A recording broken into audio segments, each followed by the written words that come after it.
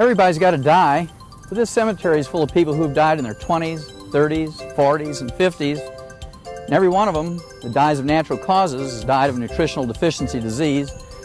This is a blind spot for the medical profession. They don't get a single 30 seconds of training in nutrition, and as a result, 90% of the people in this graveyard have died long before their genetic potential of 120 and 140. But you know, there's a revolution going on right now. Some extraordinary individuals are going to live to be 150 to 160. That just sounds incredible. Are there people that really live that long? Oh, yes. Healthcare's controversial these days, maybe because at some point in our lives, we all need some.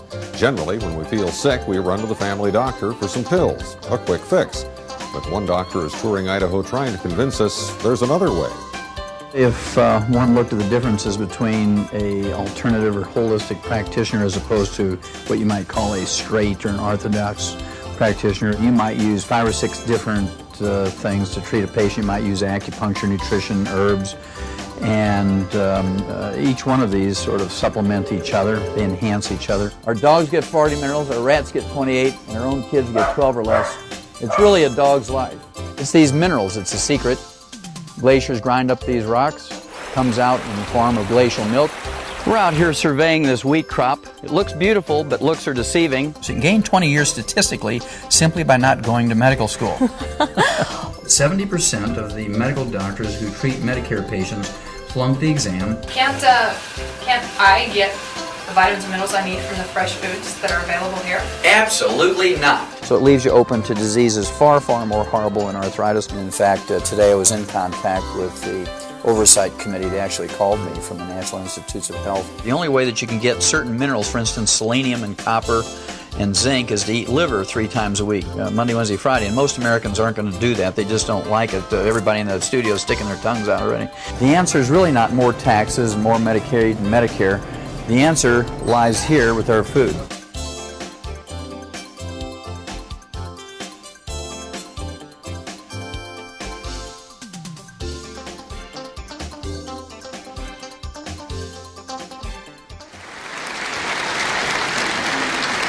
I always like to start out with a little bit of a survey so I know who I'm talking to.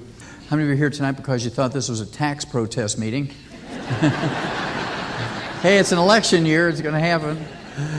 And then, let's see, how many of you grew up in a farm or had anything to do with livestock sometime in your life? Okay, great. We're going to get along fine. Now, the reason why I asked that last question, I grew up on a beef farm myself, about 80 miles west of St. Louis. Like everybody else that raises livestock, you raise a lot of your own feed to stay in business economically.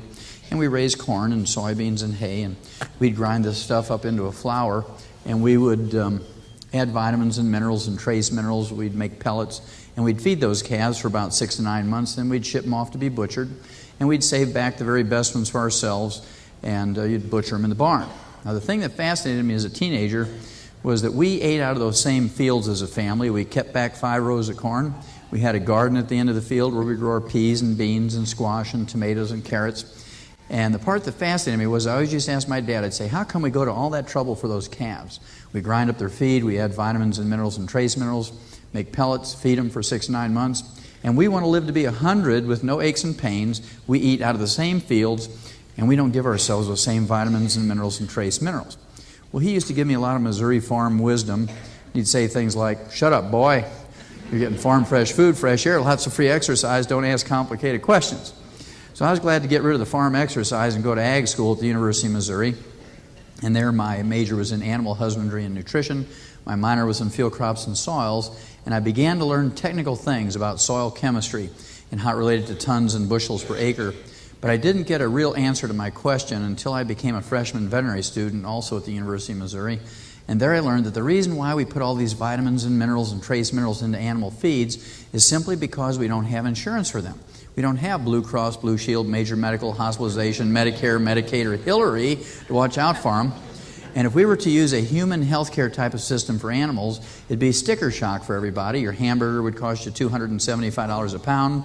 Boneless, skinless chicken breasts would be $450 a pound. A dozen eggs would be $50. So we learned that we could keep the cost of animal products such as meat and dairy and poultry and eggs down to where the average person could afford them simply by reducing or eliminating the health care cost. We do this by preventing and curing diseases in animals with nutrition. And that whole concept really fascinated me all through veterinary school. And after graduating vet school, I went to Africa for 2 years with Marlon Perkins from the old Mutual of Omaha Wild Kingdom days, and got to play Frank Buck for a couple of years and use the tranquilizer gun and tromp all over Central and South Africa. And after 2 years, Marlon sent me a telegram and invited me back to St. Louis to work on a big project. This was in the early 60s. He'd gotten a $7.5 million grant to study pollution, the environment, the ecology, and they needed a wildlife veterinarian on the project. And my job was to do autopsies of animals that died of natural causes in the big zoos around the United States. This, of course, included the St. Louis Zoo with Perkins directly, the Brookfield Zoo in Chicago, the Bronx Zoo in New York, the National Zoo in D.C., the L.A. Zoo, and many, many other big zoos throughout the United States. And my job was to do autopsies on animals that died of natural causes and to look for a species of animals that was ultra-sensitive to pollution. And we're going to use that animal much like the old coal miners used to use canaries. You remember how that goes? They take a canary in a little cage down in the mine, and if methane gas or carbon monoxide would leak into the mine, the canaries, being more sensitive, would drop off the perch and die and give the men a chance to get out before they suffocated or blew up. We were supposed to set up colonies of these animals in strategic locations around the United States, and if they became ill or died from pollution, we would know that there was some impending environmental doom that we had to deal with to save the human population. And that was back in the 60s. Now, after having worked on this project for some 12 plus years, I had done 17,500 autopsies on over 454 species of animals, plus 3,000 human beings for comparison.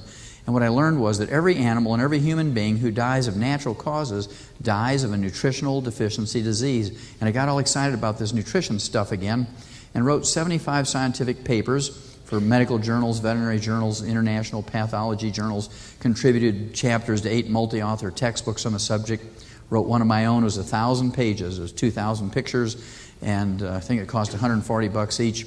Medical students and veterinary students had to buy them to pass the course. I don't know if they ever read them, but it was one of those things they had to buy them to pass the course. So we sold a few of those books. And even though I had tried to get this information out in standard research channels through papers and lectures and whatnot, there was lots of competition, so I really didn't get the interest of the people who were in power, either in politics or medical research.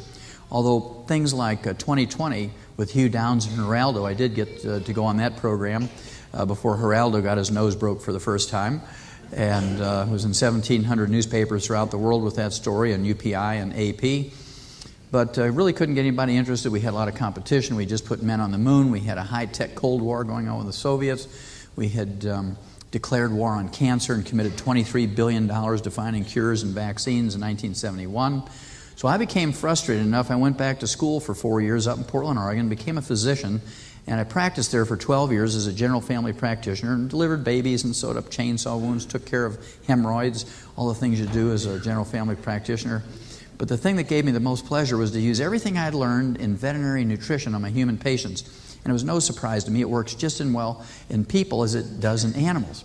Now, I was always very honest with my patients. I put my veterinary degree on the wall next to the medical degree. And they'd come in and they'd spot that. And they'd say, "Doc, am I in the right place? I'm here for a physical. Looks like you're a vet." And I'd say, "Look, I won't give you a rabies shot if you don't deserve it." And if I saw that they were from the farm on their intake survey, I used to keep one of these full-length obstetrical gloves. You know, I'd put that on and kind of wave it in front of their face like I was going to examine a mare or a cow, right? And I'd put that on or do a little AI. And their eyes would get as big as saucers because they knew right what that was. And some of them would panic and run out the door. Some of them was kind of like basketball defense, you know. They'd never turn their back on me because they were afraid, you know. But we had a lot of fun, the patients and I. And they taught me a lot of useful things. I like to think I gave them some useful information. We're going to go over that tonight.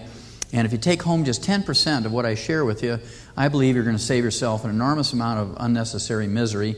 You're certainly going to save yourselves a gob of money, and you're going to add many, many healthful years to your life if you just take home 10%. Now, there's no extra charge if you want to take home 50% or 100%, but I'll sleep well if you take home 10%. I always like to start out by sharing with you that the human being has the genetic potential to live healthfully to be 120 to 140. Absolutely no doubt about this. Everybody in this room has the genetic capability to live to be 120 to 140.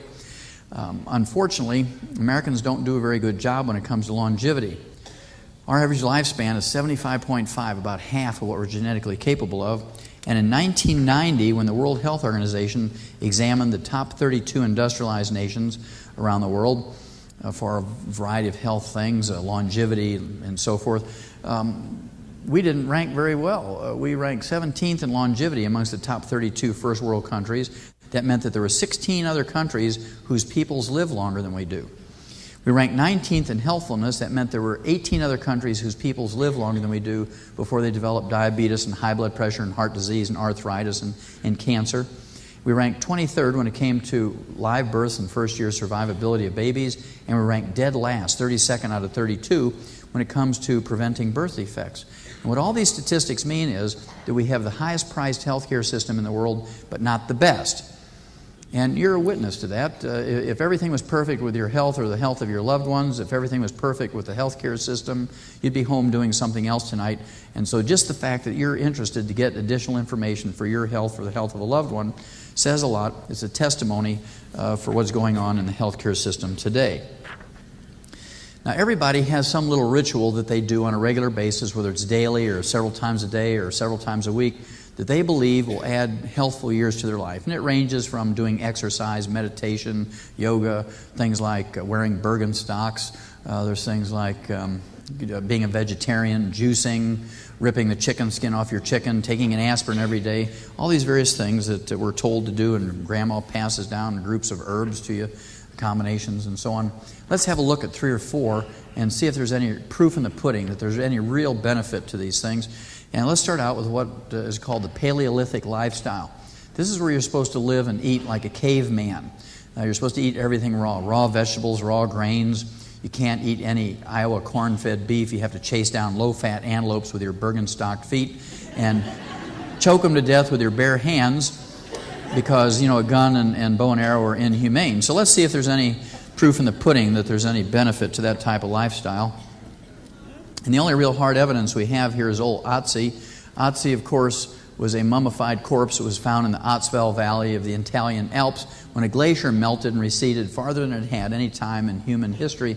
And when they examined this fellow's corpse, they found out that he was in the prime of life when he died, somewhere between 25 and 40 years of age. They knew he was from the Copper Age because all of his tools and weapons on his person were pure copper, and that ranged between 4,000 and 6,000 years ago. And the part of this thing that fascinated me was that they did a carbon dating on his tissues and narrowed it down that he had died 5,300 years ago. And they did a series of x-rays on him to see if he had any of the degenerative diseases that plague modern man, things like cancer and tuberculosis, things like syphilis and so on. What they found out was this. He had severe degenerative arthritis of the cervical vertebrae of his neck, lumbar vertebrae of his lower back and of both hips. Additionally, he had hardening of the arteries. He had coronary artery disease. He had hardening of the arteries, arteriosclerosis of the aorta, pulmonary artery, and of the iliac arteries going down into both of his legs. And I guarantee you, he didn't eat 3 eggs for breakfast every morning. Certainly didn't eat any Big Macs. He didn't eat any Iowa corn-fed beef. All of the things that are blamed on these types of degenerative diseases. So there is no proof in the pudding that the Paleolithic lifestyle has any health or longevity benefit. Then there's the meditation and yoga, the body, mind, spirit thing that was brought to the United States during the 60s and 70s by the flower children. The hippies kind of died out for a while and has been reawakened in the last couple of years by Deepak Chopra, who's written, at least 5 best-selling books on the subject. Let's see if there's any proof in the pudding that meditation and yoga have any longevity or health benefit. Rita Guerra, age 55, and thought to be the premier meditation and yoga instructor in the Western Hemisphere, was the director of the Himalayan Institute in Chicago. She was a vegan, a type of vegetarian that doesn't eat any animal products whatsoever. And she thought she was so spiritually elevated she didn't need to supplement any of her diet with vitamins and minerals. And as a result, she died at age 55 from a simple deficiency of a trace mineral called selenium, a cardiomyopathy heart attack. So there's no proof in the pudding that the body, mind, spirit approach, meditation and yoga has any health or longevity benefit. Can calm you down during tax season and finals week, but no health and longevity benefit. Then there's this organic food movement, which has been around since Adele Davis. And people mistakenly believe that organically grown food is healthier for you from the standpoint of nutrition than is non-organically grown food. And organic means it's just grown without sprays, no herbicides or pesticides. And certainly it's safer from the standpoint of cancer. But what about everything else? Well, certainly It doesn't work very well because it just means there's no sprays on it. It says nothing. There's no warranty or guarantee that there's more vitamins or minerals in there. And there was a guy who wrote 2 best-selling books on the subject, The Secret Lives of Plants and The Secrets of the Soil. His name was Christopher Bird. I'd known him for 25 years. And I used to give him as a present, I would just give him minerals and things, trying to save his life because he had snow white hair, and we'll talk about that in a minute. And he just poo-pooed. He says, I'm eating organically grown food. I don't need to take anything else. And I was in, about 3 weeks ago, I was in the airport in Atlanta reading the local newspaper, and guess whose obituary is in there in big bold letters? Christopher Bird. Wrote The Secret Lives of Plants and The Secrets of the Soil. 68 years old, he drops dead from a stroke, even though he was eating nothing but organically grown food. So there is no proof in the pudding that that in of itself has any health or longevity benefit. Then there's the subject of meat. A lot of people say, oh, you can't live to be healthful if you eat a lot of meat. You got to give up meat. You have to be a vegan or a vegetarian of some type or another.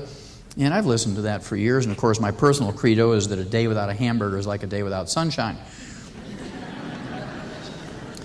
So I was happy to see this. I was up in Colorado last week, and they found that in Colorado there's 400 people over the age of 100. They're 105 and 109 and so forth. There's 400 people over the age of 100, and the only common thread, they're different races and different religions and have different dietary lifestyles, but the only common thread between all these 400 people who are over age 100, they're heavy meat eaters. They're heavy meat eaters is the only common thread. So, yes, for us meat eaters. Then there's, see you guys, it was worth your coming here tonight, wasn't it? Then there's this salt thing. You know, everybody, oh, you got to give up salt because it causes high blood pressure. If you have high blood pressure, you got to give up salt. What's the first thing a good farmer puts out for his livestock? It's about that big. It's a salt block, right? And, of course, I refuse to believe that my patients are dumber than an old cow. And so I used to tell them, hey, just go ahead and take all the salt you want. And people would shrink in terror and say, Wallach, you're flying in the face of all the weight of medical evidence. You're going to kill people telling them to salt their food. And, of course, there never is, there never was, and there never will be any weight of medical evidence that said salt is bad for you. It certainly does not cause high blood pressure. This came out just a couple of days ago, May 22nd, Wednesday, May 22nd, just about a week ago now. And there was a study that was done. It came out in JAMA, the Journal of the American Medical Association, the most prestigious medical journal in the world.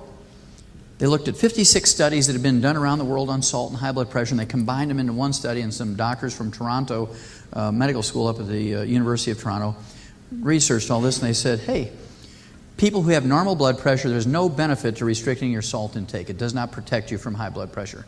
If you have high blood pressure, only 5% of the people with high blood pressure get any benefit from restricting salt, only 5%. And then they only reduce their blood pressure by 3.7 millimeters of mercury. If your blood pressure is up 25, 30, 40 points, it's kind of stupid to give up salt for other reasons because it has nothing to do positively for your health. What he did say over here was that there's so many doctors that have a vested interest in getting people off of salt that they told them to get off of salt. You have to keep coming in and getting medicine and water pills and this, that, and the other. Why would they tell you to go ahead and salt your food and stay home and enjoy yourself? You know, and so there is no proof in the pudding that getting salt out of your diet has any health or longevity benefit. One more, then we'll get into the longevity thing. This last one is the subject of the Mediterranean diet. This is the one that the medical profession has jumped on. They say the Mediterranean diet is the answer for the health and longevity and optimal health. And what they want you to do is give up red meat and eat lots of chicken and poultry and lots of fruit and vegetables. A little wine was okay according to the Mediterranean diet. But there is no proof in the pudding that it has any health or longevity benefit, because the Greeks and the Italians, who eat the most of it, live to be 75.5 just like us. And here's a hard example. Pope John Paul II, of course, is the Pope of all the Catholics and big Catholic population in Italy. And you'd like to think that if anybody in Italy was getting the very best that the Mediterranean diet would have to offer, it'd be the Pope. Now, he's 76 years old, just turned 76 years old. 2 years ago, had his hips replaced because of degenerative arthritis and osteoporosis. He has failing health. He has to cancel half of his speaking engagements and half of his administrative duties. He just simply does not have enough strength to do that anymore. And 76 is about half of what we're genetically capable of when it comes to longevity. So unless he's been sneaking in Polish sausage under the table for the last 17 years since he's been in Rome, there is no proof in the pudding that the Mediterranean diet has any health or longevity benefit. Let's have a look at just how old you can live to be if you do everything right. Is it worth going to a little effort? I believe it is, and I'm going to prove it to you. Christian Mortensen here in August of 1995, about, almost 9 months ago now, turned 113, plays golf once a week, looks like he's about 85 years old. Looks pretty good for 113. And this gal here, Dora Ramothebe from South Africa, turned 114 in July of 1995. And when the media and the press ran to her and said, Dora, what do you attribute your health and longevity to? She did not say, I owe it all to my HMO. She did not say, hey, I never failed to take that invitation and go in for my annual physical. What she said was this: I eat locusts every day, grasshoppers, pumpkin seeds, tortoise meat, not a vegetarian, wild herbs, dried fruit, and starts each day with a cup of coffee. So we're beginning to connect the dots and put together what it takes to live to be over 100. Don't rush to the bait store because crickets won't work. It has to be grasshoppers. This gal here, Jean Calment, from France, in February 21st, 1995, turned 120 and was documented by the Guinness World Book of Records as being the oldest living woman in the world. And she rode her bike until she was 105 years of age and volunteered as a librarian in the Paris Library. And then a year later, February 21st, 1996, just a couple months ago, she turned 121, and she's still documented as the oldest living woman in the world by the Guinness World Book of Records. This fellow here, from a little town outside of Bogota, Colombia, his name was, he's still alive, Francisco Barrisnuevo Chaparina. When he was asked by reporters what did he attribute his health and longevity to, he said he drinks a gallon of goat's milk every day. And the part that fascinated me about his birthday story is that 40 years ago, his doctors told him he only had a couple of months to live. And his sons built him a coffin, and every morning for 40 years he's been waking up, sitting by that coffin, waiting to die. Nighttime comes, he goes to bed. Wakes up, sits by the coffin, waiting to die. He's been doing that every morning for 40 years because the doctor told him he was going to die in a couple of months. Probably didn't have a calendar. And of course, all the doctors who told him that 40 years ago are long since dead. In addition to turning 125 and still going strong, he was still fathering children at age 90. So there's hope for some of you guys going to sleep in the back of the room already. This gal here, Mazumi Dusti from Iran, according to the Iranian news agency. This was in the Rocky Mountain News from Denver a little over about a year and a half ago now, January 1995. She died at age 161. And the interesting thing about her obituary, to me, is that she was survived by 6 living children, ranging in age from 120 to 128. They had never even left home to go to college yet.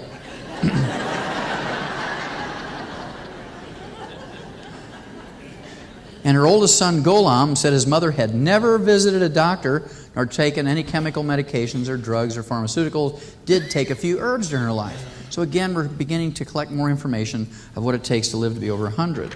Now let's look at a fellow from the United States who is a favorite son, of course, I believe, especially for people who are interested in alternative health, Linus Pauling. Linus Pauling was famous for a variety of reasons. Number one, he was one of 2 people to ever get 2 unshared Nobel Prizes. Certainly one of the geniuses of our century, maybe of all time. He was also famous for his interest in vitamin C. And he was trained in classical biochemistry and nutrition in medical schools and universities. And so he believed you could get all of your vitamins and minerals and trace minerals, amino acids and fatty acids from eating your 4 food groups. But he also believed that you needed to take extra vitamin C because of the pollution in our air, water, and food, and because of all the stresses of modern-day life. And so he personally took 10,000 milligrams of vitamin C every day for 35 years. Never missed a lick. 10,000 milligrams of vitamin C every day for 35 years. And he still died 7 years short of the magic number of 100. Died at age 93, and he died of widely disseminated prostate cancer. Well, after reading all of his materials and scientific articles in nutritional journals and physiology journals and so on, and an additional 400 articles by various authors on vitamin C, here's what I can guarantee you. If you faithfully take 10,000 milligrams of vitamin C every day for 35 years, like Linus Pauling did, and you're a woman, I will guarantee you that you will never get prostate cancer. That's the only guarantee I can make about vitamin C. So there's absolutely no doubt that the human being can live to be 120 to 140. People do it all the time. Well, after spending many, many years, perhaps 30 years, looking and reading and studying on health and longevity in both veterinary journals and human medical journals, here's what I can tell you. No matter how you look at health and longevity, there's really only two basic concepts that you have to be concerned with. Concept number one I refer to as avoid stepping on the landmines. This is where you don't want to throw away your life wastefully. You don't want to smoke. You don't want to abuse alcohol. Certainly don't do drugs. Don't jog down the highway at 2 o'clock in the morning wearing an all-black ninja suit. You're going to get hit by a truck mirror, right? You don't want to jump out of a hot air balloon from 250 foot up with a 300-foot bungee cord. The math doesn't work out. Then there's a lot of crazy things people do.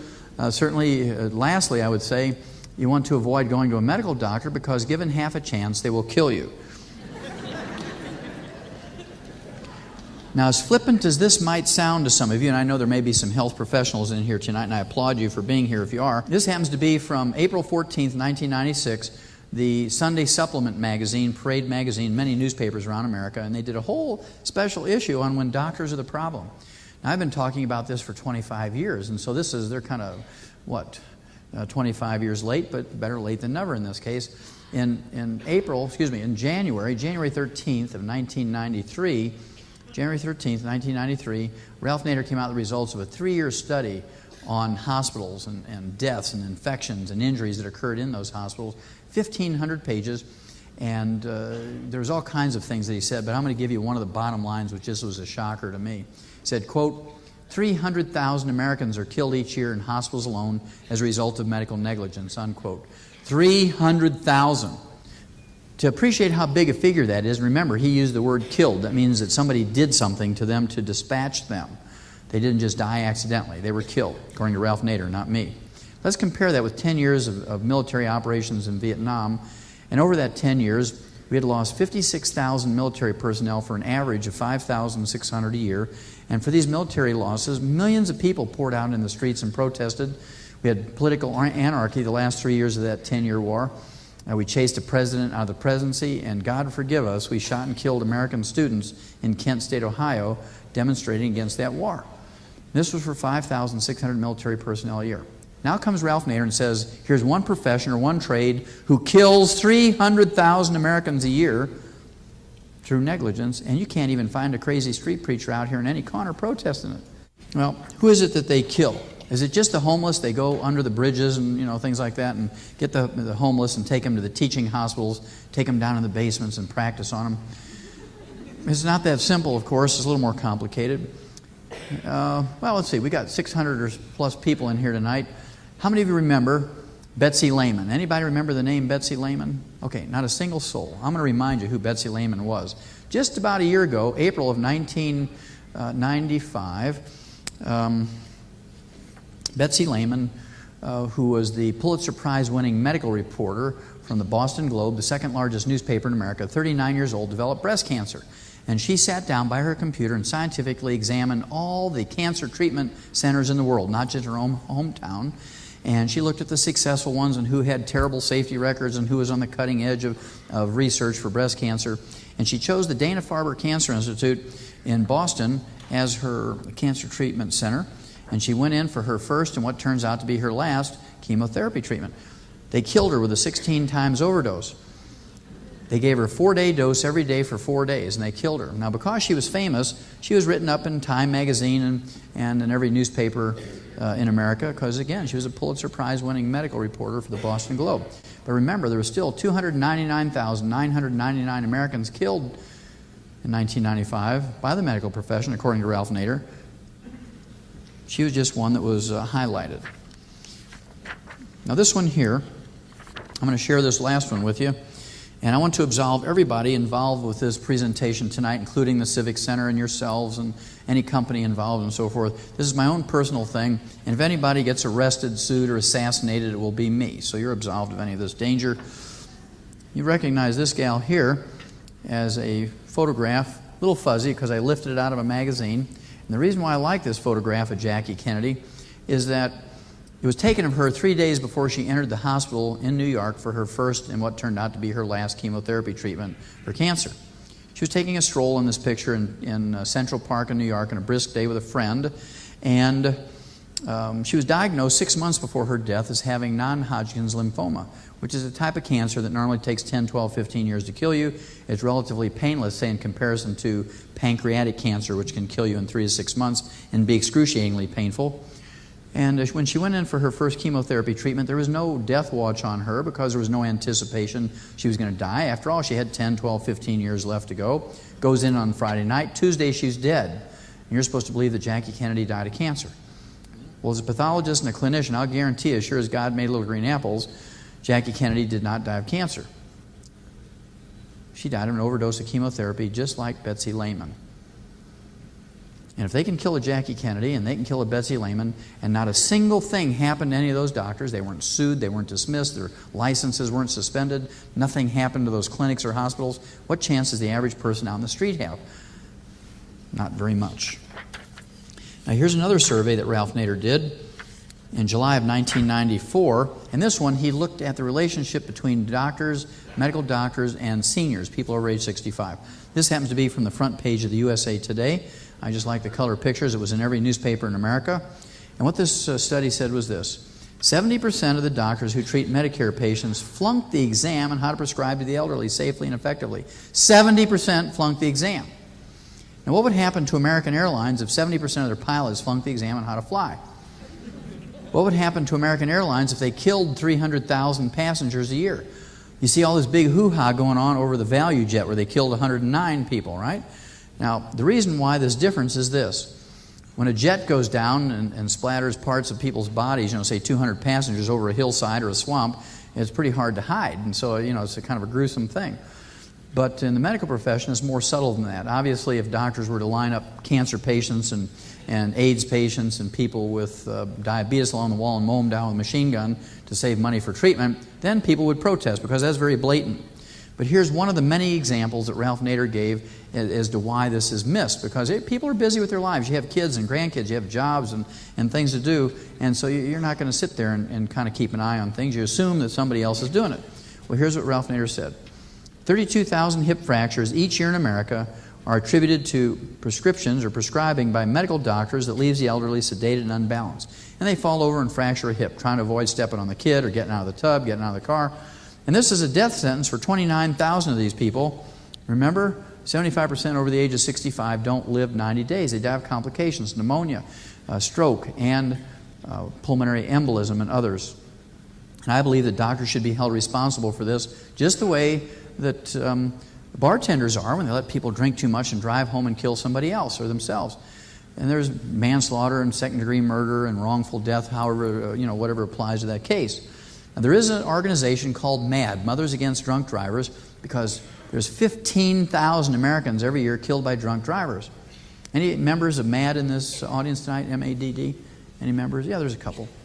At any rate, I believe they should redirect their energies towards physicians, because physicians, according to Ralph Nader, kill 300,000 Americans a year, and they don't even have to change their towels or their letterhead. They could keep their initials, MAD, just change their name to Mothers Against Dumb Doctors.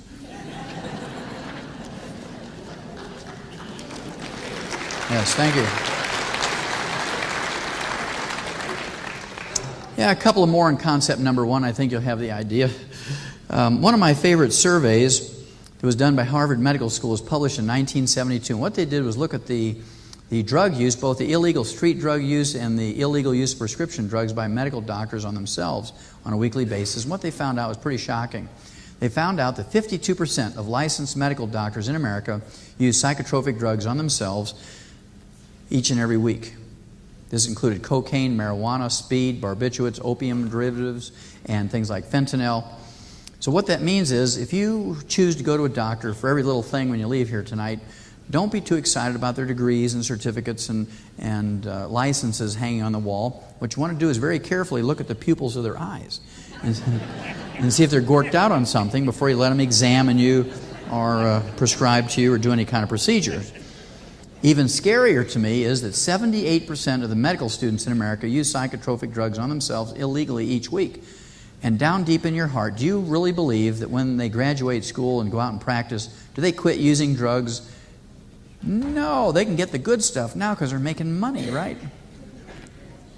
Here's an example. I have thousands of these, but here's an example.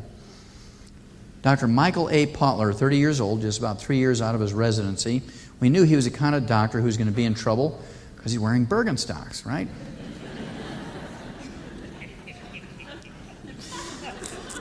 Now, he killed himself with an overdose of drugs, and he gave himself an intravenous injection, a recreational thing, and killed himself. And because he was a medical doctor, they eulogized him on the front page of the San Diego newspaper. He saved the lives of children but lost his own.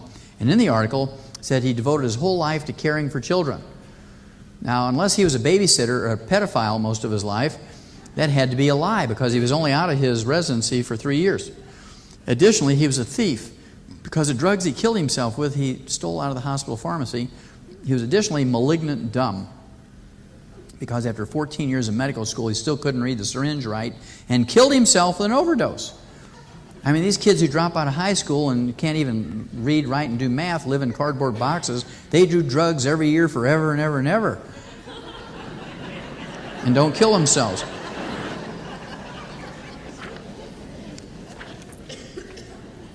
Now, this is from the editorial page of the Washington Post, Washington, D.C., November 2nd, 1992. Lining Doc's Pockets. If you go to a doctor, your doctor, you want him to think of you as a patient, not a cash cow. But 2 studies in this month's New England Journal of Medicine shows that doctors are out to milk you dry. And if you're from a farm, you know what that means, what a cash cow is. 10 months later in the Reader's Digest, very interesting article of September 1993. And to me, the Reader's Digest is the sweetest little magazine that ever was. Never says anything negative about anyone or any individual or any group. And so I was really surprised to see this. And on page 77, it says, "Can you trust your doctor?" And it lists 12 ways that doctors routinely scam patients. I'll give you the worst one. You can go look up the other 11, September 1993. The worst one, according to Reader's Digest, not me, the average doctor in America gets $421 in kickbacks every time he refers somebody in for a CAT scan or an MRI. And you thought doctor loved you when he said, we've been fighting that bursitis in that shoulder for 5 years and giving you heroic injections of cortisone in there, and it's just getting worse. You've got good insurance and you've got good Medicare supplement. It's not going to cost you anything. Let's run you in and see if that bursitis is really arthritis. Cha-ching, $421. Now, according to Reader's Digest, not Joel Wallach, the average doctor in America gets $226,681 a year. Almost $250,000 in CAT scan kickbacks. And you wonder why healthcare costs keep spiraling upwards. Now, the best way to keep track of doctors and keep a scorecard on them is to look at the obituaries in your town. And it's not gruesome, but you should look in there. And if everybody is dying in their 50s, that should give you some concern. Everybody should be dying in their 80s and 90s and 100s. If everybody's dying of kidney disease, you don't want to go to the urologist in your town. So, just kind of take a glance through the obituaries and see if there's any kind of picture that's developing here. About a year and a half ago, this obituary appeared in the San Diego newspaper, and it's a national-level tragedy obituary. Grace Macera, age 48, died of widely disseminated breast cancer, a horrible thing. It used to be a disease of older women. Today it's a disease of teenage girls. It's one of those things that's gotten worse over the years, and there's a variety of reasons for this, but certainly chemotherapy and radiation has not solved the problem. But at any rate, this little headline here, given radiation as a baby, I want to know what that had to do with her obituary. So I read her obituary and it says when she was 6 months of age, her pediatrician shrank her thymus gland with radiation from an x-ray machine because he didn't know what else to do. She was kind of a sickly kid. And they took out her tonsils or adenoids and they said, well, there's nothing else to do. Let's just shrink her her thymus gland. So what a terrible thing to do. Who on earth would do such a thing? Everybody knows your thymus gland is there to activate your killer T cells and protects you from viruses and cancer and that sort of thing. Nobody in their right mind would do such a thing. So I went into the medical literature between 1945 and 1950 and looked at all the pediatric medical journals, and sure enough, it was common practice back then because the Army and Navy had given all the medical doctors in America free x-ray machines when they closed down all these field hospitals and this, that, and the other, and they gave these mobile x-ray machines to all the doctors. Hey, go out and try them, Doc. You're a doctor. And it was common practice. And according to the U.S. Department of Energy, 1 million American babies under the age of 1 year had their thymus glands shrunk between 1945 and 1950. 1 million. Not a single foreign enemy has ever radiated in America, neither civilian or military. And the one profession who says, well, trust me, my dear, radiated 1 million American babies. Now, according to the U.S. Department of Energy, these kids have either already died of cancer, they're currently under treatment for cancer, or they project they're going to die of cancer based on the amount of radiation they receive to their neck and chest to shrink their thymus glands. Now you wonder what the pupils looked like on the eyes of this surgeon up in Grand Rapids, Michigan, about a year ago, when he took off the normal breast and left the cancerous one on. No sober surgeon can make that mistake. I mean, even if he was dyslexic, he couldn't make that mistake. Because if he's dyslexic, the surgical nurses know that, and they'll take a red wax pencil and put a bullseye on the correct breast and put a red ribbon on the guy's wrist and say, Doc, just match the colors. Even a dyslexic can match colors. So you know this guy had to be gorked out on something. And the poster child, as it turns out, for Americans who've been injured and killed in American hospitals, turns out to be the name of a guy by the name of Willie King. Willie King went into the University Community Hospital in Tampa, Florida to get his right leg amputated. He had uncontrolled diabetes. He had gangrene in that leg. The bones were sticking out of his toes. His skin was slipping off, and his flesh smelled like rotten meat in a garbage can on a hot July night. And the surgeons promptly cut off his normal left leg. Now, it turned out okay for Willie because they cut off his other leg for free. Kind of balanced him up a little bit. Couple more, and I think you'll have the picture. Dr. Raymond Sattler, a neurosurgeon from North Carolina, got his license suspended for 30 days, according to this article, because he left the surgical room after he had exposed the patient's brain to the air. He left the patient's brain exposed for 25 minutes and it dried out a little bit, and well, he ran out and got some lunch. Now, I don't believe that was the case, because I've done a lot of surgery. And when you get to the point where you're kind of dancing around, when you have to go to the bathroom or you're hungry, it's not the sort of thing that you're going to leave a patient. What you do is you go faster. You put the stitches farther apart, you put fewer in, but you get it done before you leave. And I believe that this fellow is one of those 52% of the medical doctors who do drugs every week and had to run into the bathroom and snort some cocaine or give himself an injection to calm himself down. And I base this opinion on remarks and statements from the Medical Board of North Carolina. And they said, Dr. Raymond Sattler forgot the names of surgical instruments during the operation and told his nurse to drill holes in the patient's head with a Black & Decker drill. I mean, it was like Sears Home Repair. And she didn't know what she was doing. She injures the patient, so he got his license suspended for 30 days. This fellow here is a chest surgeon in Fort Worth, Texas. He was on the staff of the Osteopathic Medical Center of Texas and took out the normal right lung and left the cancerous left lung in. I guarantee you he immediately knew that, because whenever you remove something that has cancer in it, you always take your scalpel and you cut through it several times, take a representative sample, put it in some preservative, and send it to the lab so they can tell you exactly what's going on there so you know how to pursue treatment. So this guy knew immediately. And of course, didn't tell anybody. He said, well, nobody will know. Well, it just so happens that this patient went in for autopsy after he died, and the pathologist said, wait a minute, the results here at the autopsy don't jive with the surgical record. And so just to kind of keep things quiet, the surgeon settled for $9 million with the family, never going to a jury. And why would he do that? Why wouldn't he spend $250,000 worth of legal fees when his malpractice insurance would pay for that? Would pay for those legal fees and get it down to $5 million or $4 million or $2 million. He didn't do that. Well, the reason is, I guarantee you, he couldn't find another physician or a nurse who would testify that he was sober during the procedure. And if that would have gone before a jury, the reward to the family would have been $100 million. So he was lucky and glad to get off with a $9 million settlement.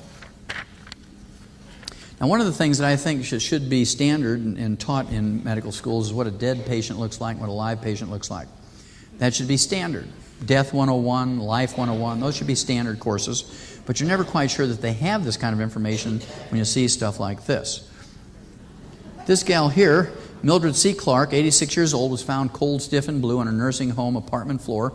And the house doctor came in and couldn't find a pulse and respiration. He said, well, she's dead. She's 86 years old. Let's not go to any heroic efforts here and run the bills up for the family and make her miserable in the last few moments of her life. So I threw her body in the meat wagon and sent her off to a morgue at a little hospital in Albany, New York. But the house doctor is not going to let you put a body in the morgue without a death certificate. So So he comes down, examines her again, couldn't find a pulse or respiration, declares her dead, writes a death certificate, turns her body over to the morgue technician, who promptly strips her body down, hoses her down with water to clean her up, puts her in a body bag, and he wheels her into a freezer for 90 minutes until the pathologist gets there to do the autopsy. An hour and a half in the freezer, the pathologist and coroner show up, so he wheels the body out of the freezer, zips open the body bag, and she sits up. She says, "Thank God you found me. It was cold and dark in there, and I didn't know where I was." Now, she had to be a tough old bird. If you don't believe so, get naked, hose yourself down, get in the freezer with the ice cream for 90 minutes, and see how well you do.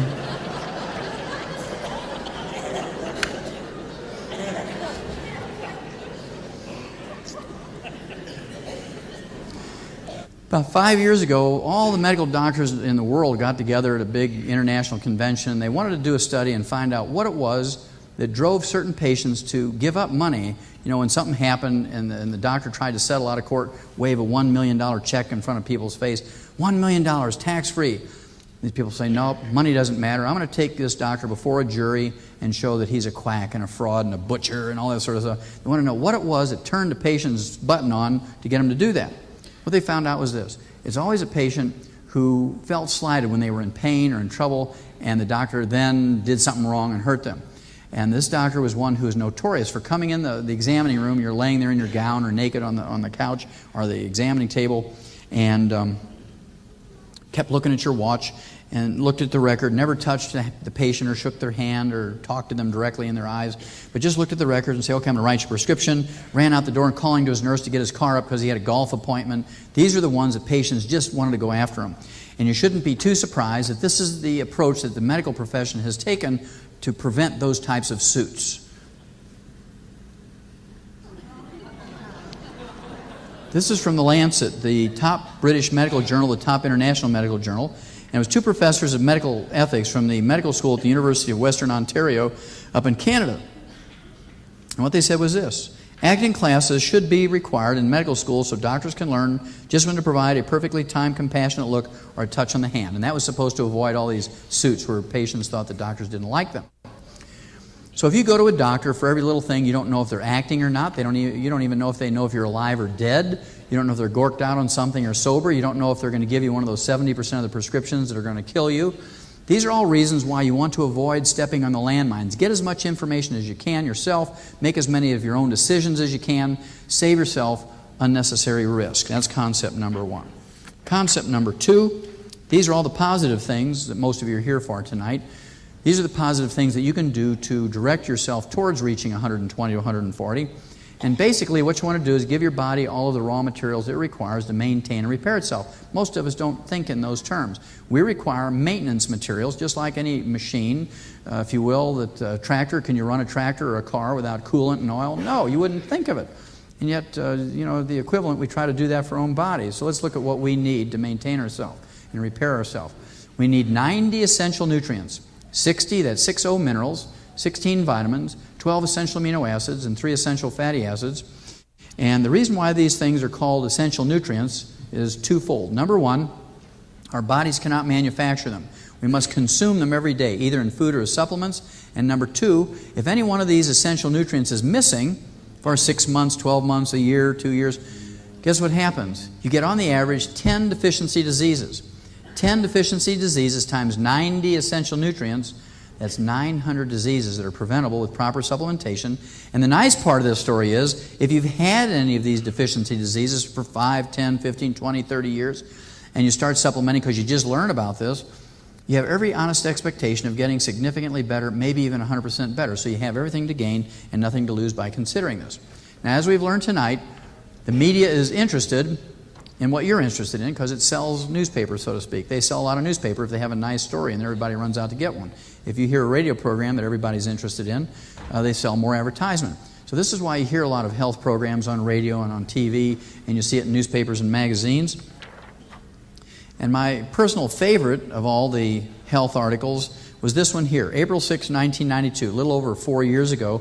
It was the first time that the subject of vitamins and minerals was treated in a positive way by any mainstream publication, Time magazine no less, cover. says, the real power of vitamins. New research shows they may help fight cancer, heart disease, and the ravages of aging. Prior to this article, mainstream magazines would only say things like, well, vitamins and minerals are quackery and hoax and fraud, charlatanism. Nobody needs those things. You can get everything you need from your 4 food groups. Now, if you haven't read that article, again, April 6, 1992, I'd urge you to go to a library, public library, school library, dig it out and read it. There were 6 positive pages. There was only 1 negative sentence, and as you might guess, it was offered by a medical doctor who was asked by the writer of the article, what do you think about vitamins and minerals for human nutrition? Here's what he said, quote, popping vitamins doesn't do any good, sniffs Dr. Victor Herbert, a professor of medicine at New York City's Mount Sinai Medical School. We get all the vitamins we need in our diets, and taking supplements just gives you expensive urine, unquote. Now, Missouri translation of that is you're just peeing away your money. You might as well wad up your dollars and throw them in the toilet and flush them away. You know, you get everything you need from your 4 food groups. That little sentence has killed more Americans than all of the foreign enemies with their rifles and artillery put together. You can get everything you need from your 4 food group. It is not true. Believe me, it's not true now. And I can guarantee you, after having done those 17,500 autopsies in over 454 species of animals, plus 3,000 human beings for a comparison, having practiced for 12 years in Portland, Oregon as a general family practitioner, pushing 60 myself and having kids this tall and grandkids this big and not too distant future great-grandkids, I'd rather pee out 50 cents or $1 a day worth of excess vitamins and minerals. That's cheap insurance. If you don't invest 50 cents to $1 a day in yourself, as sure as God made little green apples, you're going to invest in the lifestyle of a medical doctor. Because when you pay them hard cash out of your own pocket, or indirectly through insurance, or indirectly through taxes and Medicare, not a single penny of that goes to better understand, manage, treat, prevent, or cure catastrophic diseases in kids, breast cancer in women, prostate cancer in men, diabetes, heart disease, cataracts. It pays the doctor's mortgage. It pays the doctor's mortgage. No matter how you're struggling with your bills, it pays the doctor's mortgage. And when you pay the doctor after the 2nd week of the month, you're paying his Mercedes payment. You pay the doctor after the 3rd week of the month, you're paying the tuition for their kids to go to medical school at Harvard. Or worse yet, Yale Law School. It's all we need is a bunch more Yale lawyers running around. We got a whole White House full of them, and look what's going on in there. Thank you.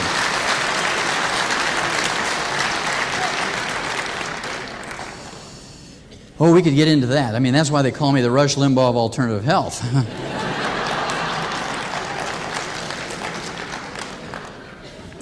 Okay. Now, one of the things that I used to do for my patients was send them a 2-cent photocopy of little articles I'd find in newspapers, nutritional journals, and medical and veterinary journals, things that they could do themselves, nutritionally or with herbs or whatnot. And it got to be quite a thing. 250,000 people a month wanted these 2-cent photocopies, so I turned it into a magazine that comes out every couple of months. But I'm going to show you what I used to give my patients and what you too can get. Let's start out with cancer, the number 2 killer of adults in the United States.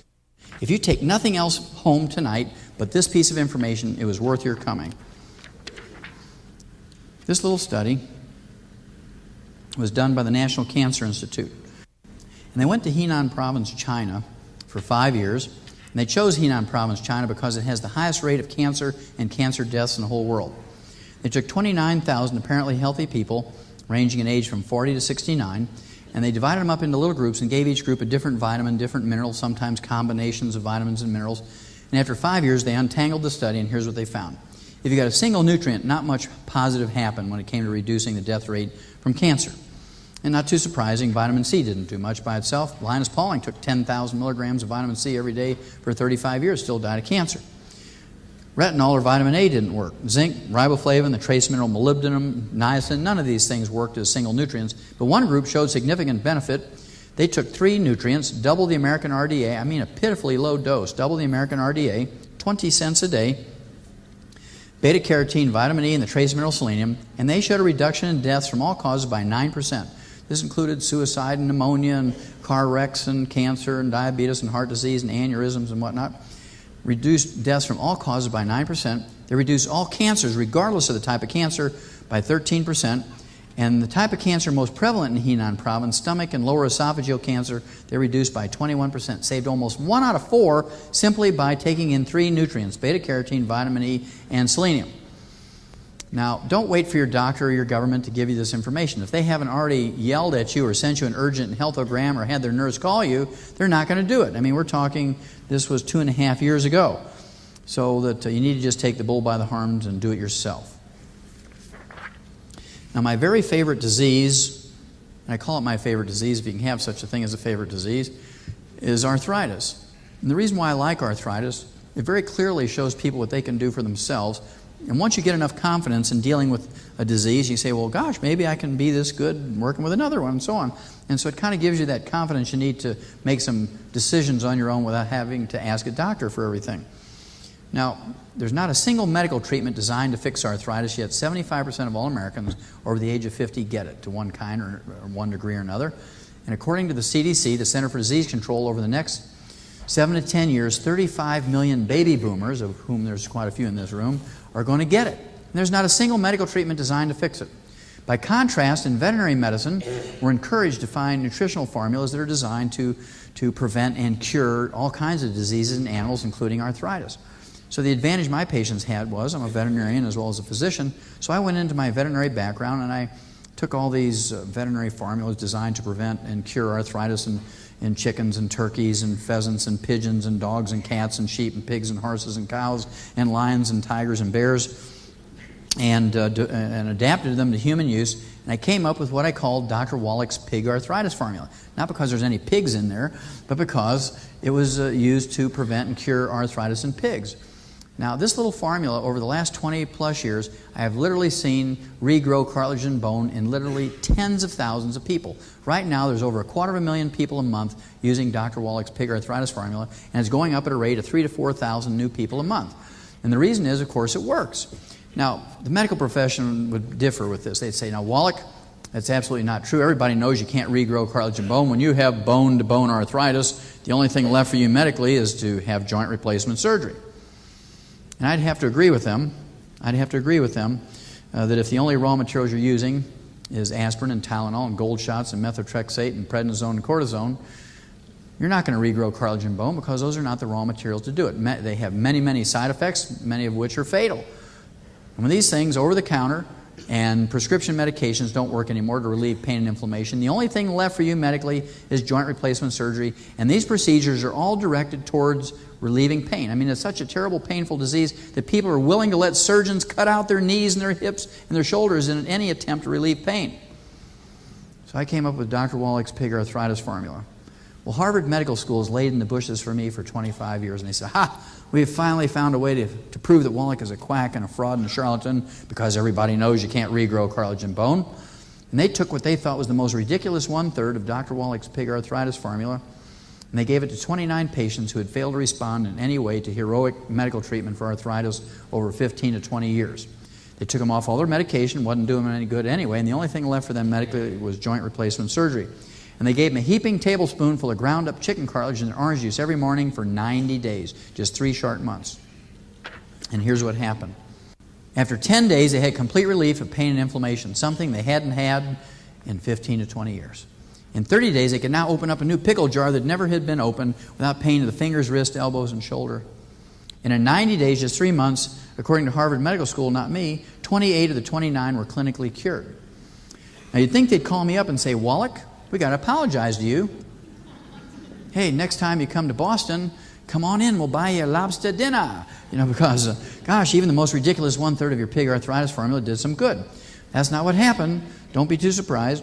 Here's what the medical director, the guy who's a professor of medicine at Harvard Medical School up in Boston, here's what he said, quote, after 3 months, it was clear that the drug was beneficial, unquote. Chicken cartilage had become a drug in 90 days. Now, why would you think that would happen?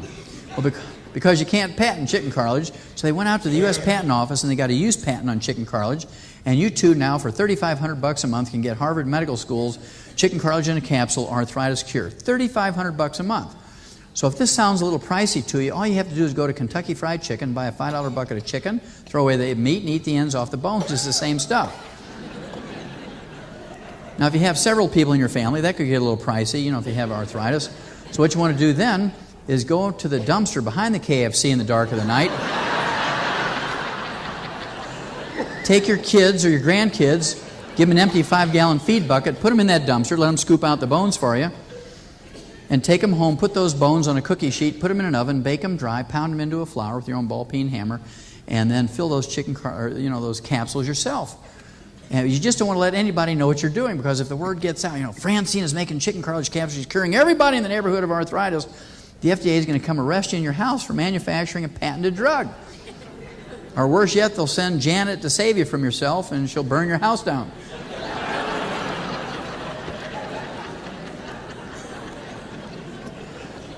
So if you want to avoid all these legal entanglements and you don't want to get all those gushy chicken bones all over your house, all you have to do is go to a good grocery store and get yourself some either Knox gelatin or Willamette Valley gelatin, unflavored and unsweetened. It's the same stuff. It's the chondroitin sulfate in there, which is the basic building block to rebuild cartilage and bone matrix, bone foundation. If your neck sounds like a bag full of gravel, you got low back problems, loose teeth, and all those kinds of things, you want to give Dr. Wallach's pig arthritis formula a try, and I'll give you the full formula at the end. Another one of my favorite diseases is Alzheimer's disease. It's a physician-caused disease. It's a pretty powerful statement. It's a physician-caused disease. We didn't have Alzheimer's disease 40 years ago. It was not in any medical dictionary, medical textbooks. It was not taught in any medical class. It only became a disease entity in 1979. Today, according to Ralph Nader, it rivals cancer in cost, $300,000 per patient, and it's the number 4 killer of adults over the age of 65, behind cardiovascular disease, cancer, diabetes, then comes Alzheimer's disease. Now, we eliminated Alzheimer's disease from animals some 40 years ago. Can you imagine a dairy farmer with 400 head of cows out in the pasture with Alzheimer's disease, and he's yelling at them, woo, and rattling the feed bucket, trying to get them up to get milk, and the cows are all out there scratching their heads saying, why do we want to go to the barn to get milk? And if we did, where's the barn? Because they get kind of... So the farmer has to put fuel in the ATV and ride out there and herd them up, and the fuel cost goes up, labor cost goes up, so they have to raise the price of milk. Nobody's happy. So we eliminated Alzheimer's disease by eliminating vegetable oil, corn oil, and soy oil from the animal's diet and putting in large doses of vitamin E and selenium. Well, this is one of those 2-cent photocopies you should have gotten from your doctors 3.5 years ago, almost 4 years ago now. This is not from the National Enquirer. This is from the University of California, San Diego School of Medicine, a very reputable research institution. And they said vitamin E can ease memory loss in Alzheimer's patients. Now, I don't know how many of you saw that little article, and I'm waiting to get a copy of it so I can make another overhead. Just last week, from one of the English universities, and it came out and said, yeah, people take in 800 units of vitamin E every day. The odds of them getting a heart attack or Alzheimer's disease is almost zero. Alzheimer's disease is an American disease. It does not occur in third world countries. It does not occur in Europe. It's an American disease. That's because all our doctors, well, I'll tell you in a minute. I'll prove it to you in a minute that it's a physician-caused disease. How many of you heard, whether you believe it or not, that vegetable oils are healthier for you than the terrible saturated animal fat? Whether you believe it or not, raise your hand if you've heard it. That's pretty good, about 50%. The other half of you are either asleep, lying, or have Alzheimer's, because I know you've heard it. Now, we learned 50 years ago in the animal industry that vegetable oils were bad for you, because we tried to get animals to gain weight faster by giving them 20% and 40% of the ration as corn oil or soy oil, because it has double the amount of calories as does cracked corn. Oils have 9 calories per gram, and carbohydrate type calories from either beet pulp or cracked corn has something like 4.5 calories per gram. And sure enough, for the first couple of weeks that animals were on the oils, they gained weight many times faster than ones just getting carbohydrate calories. But in 6 weeks, they all died of heart attacks. So we knew it was a good idea. It went bad somewhere. And they said, well, what do we do with this stuff? No farmer is dumb enough to give it to his livestock anymore. They said, look, we've contracted with farmers to grow millions of tons of corn oil and soy oil every year for the next 50 years. What do we do with this stuff? They said, well, it's not proven in human beings yet that it's dangerous. Let's convince people that vegetable oil is good for them. And they've done a pretty good job over the last 35, 40 years, haven't they? All you got to do is go into the dairy case. I mean, this is really blatant. You go to the dairy case in the grocery store and you find 85 brands of corn oil margarine in the dairy case. That's how much they've brainwashed people. You should have gotten this information 3.5 years ago. Vegetable oils can cause heart disease. It's a nightmare, said Dr. Edward Emken, a specialist in food oils for the U.S. Department of Agriculture. And it's really a nasty thing when you try to explain it. There's now total confusion for consumers. Why would there be total confusion for consumers? Well, that's because the truth is different from what you've been taught for 35 years. Here's another look at the same problem. Margarine can increase your risk of heart attacks. A lot of people say to me, well, I've got a whole freezer full of tub margarine. Can I use that? Tub margarine, stick margarine, doesn't matter. It's the same thing. This was what they called the Harvard Nurses Health Study, and they took 90,000 nurses over 20 years, divided them into two groups. Put one group on margarine as their spread for their crackers and bread and cooking shortening. Put the other 45,000 nurses on butter for their spread and their crackers and bread and cooking shortening. At the end of the 20 years, they looked at their death certificates, and for every 100 nurses who had died of a heart attack, 70 of them were in the margarine group. You have a 2.5 times greater risk of dying of a heart attack if you use margarine than butter. Now, the biggest fraud ever perpetuated against the American people, is this cholesterol thing. Now, this is one of those 2-cent photocopies you should have got from your doctors 3.5 years ago. Top researchers reluctantly admit that low levels of cholesterol are bad for you. Low levels of cholesterol are worse for you than high levels of cholesterol. This is from the University of California at San Francisco, a researcher who is renowned as the top medical researcher on cholesterol and cardiovascular disease. His name is Stephen B. Hulley. Here's another look at the same study 3.5 years ago. Here's what he said, quote, what it comes down to is there's an extraordinary set of observations that have emerged this year because for the first time we have a large enough study to really see them. What he said there was for 40 years we've been giving you caca. You know, the stuff that's in baby diapers. And we didn't really know the truth about cholesterol, so we made stuff up. We thought it was good for us, so we made stuff up. But now, after 20 years, we finally have the truth. Now, why on this God's green earth would anybody want to have a blood cholesterol below 180? Always because a doctor instructed you or ordered you to do it. Now, about 7 years ago, actually it was May 1st, 7 years ago, I began lecturing 300 nights out of each year, like this, all across the country. And in the beginning, the crowds were just 3 people. Then it was 20, and then 50, and then 100. And for the last 5 years, it's been hundreds. And the interest is growing, and people doing things for themselves. And my wife said, look, I'll support you out in the field if you want to do that for 7 to 10 years. But it's going to take a lot of toll on you, eating hotel food and having weird hours and driving all night to get from one place to another. What I want you to do, if you're going to do this, is to have yourself a hobby. And every time you feel yourself really getting so warped out that they're going to come after you with a butterfly net or a straitjacket, study this hobby and get yourself calmed down before you get it in front of an audience. Say, well, that's good advice, I'll do that. But after the hundreds of different things I looked at, I settled on collecting obituaries of medical doctors as my hobby. Now, the reason was, of course, it's a very useful piece of information. If doctors knew what they were talking about when it came to health and longevity, if you separate them out from the rest of the American population, they should be healthier and live longer than anybody else. And boy, was I surprised. I started out 100 years ago, June 15th, 1895, in JAMA, which is the premier medical journal in the world, actually, Journal of the American Medical Association. And they did a survey 100 years ago on deaths in American doctors. What they found out, the average lifespan of medical doctors 100 years ago was 54.6. 54.6. The average population in America, the average lifespan was 62. Now, they were in trouble then.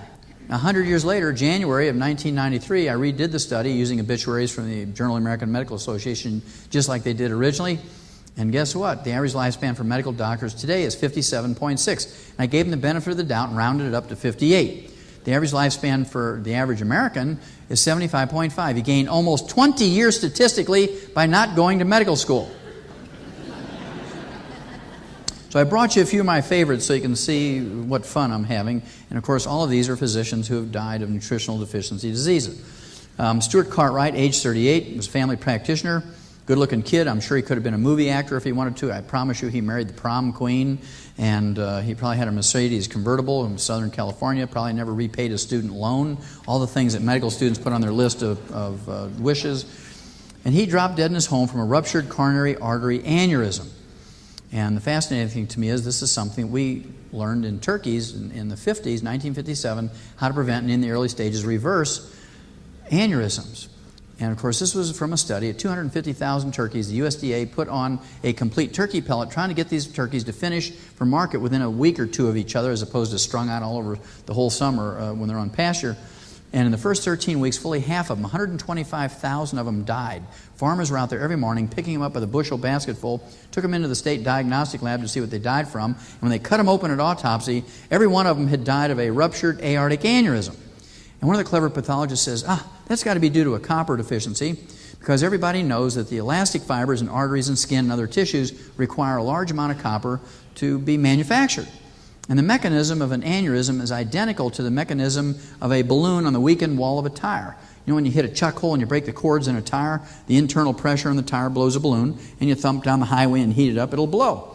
Same way with an aneurysm. When you get a breakdown of those elastic fibers, the internal pressure in an artery, even normal blood pressure, will blow a balloon. It's called an aneurysm, and if it ruptures, you bleed to death. So they got excited about this. They doubled the amount of copper in those pellets. The next year they tried to raise 500,000 turkeys, and they did not lose a single one from a ruptured aneurysm. They went from a 50% loss to a 0% loss simply by adding a little copper. And they got all excited about this, and they started looking at copper-deficient diets and copper levels in human blood and tissues, and what they came up with was this. The very first symptom of copper deficiency in human beings is white, gray, or silver hair. I see a lot of copper deficiency in this room tonight.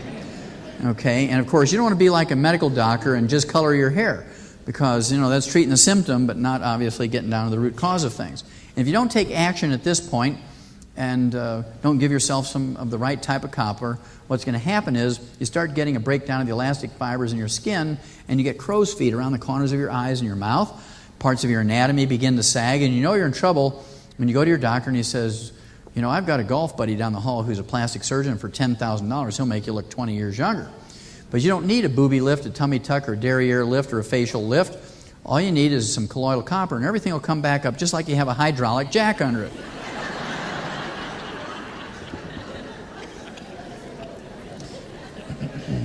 Now, if you don't take action at that point, you get a breakdown of the elastic fibers in the large veins of your legs, and you get varicose veins. You don't take action at this point, you get a breakdown of the elastic fibers in the large veins of your exhaust pipe, and you get hemorrhoids. So, if you have hemorrhoids, varicose veins, things that sag, wrinkles, white, gray, or silver hair, the odds are you have aneurysms developing in you somewhere.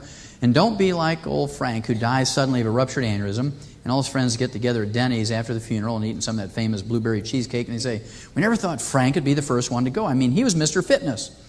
This guy walked 5 miles before breakfast every morning. He ripped the chicken skin off the chicken before he ate it, took an aspirin every day. He went to the health club every night and did those water aerobics with the young people. And he always looked so distinguished in his gray hair. His body had been screaming at him for 25 years. Frank, give me some copper. Frank, give me some copper." And he just stood in the mirror and said, "Man, I look like Einstein. My gray hair." What did Einstein die from? A ruptured aortic aneurysm. What color was Einstein's hair? Snow white. Now this fellow here, Dr. Michael P. Ortiz, 38 years old, also 20 years before the average for physicians and 40 years before the average American. He was a jogger. Dr. Michael P. Ortiz was a jogger, 38 years old, and he encouraged his well patients to jog with him. He gave them a 10% discount on his services if they would jog with him a minimum of 15 days out of each month. So he had this big groupie thing every day that all these patients were jogging with him because they wanted this 10% discount in his services.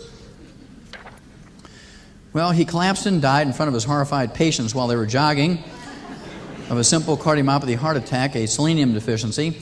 And because they didn't want to give up that 10% discount on the services, they all kept jogging. Nobody stopped to give him any CPR.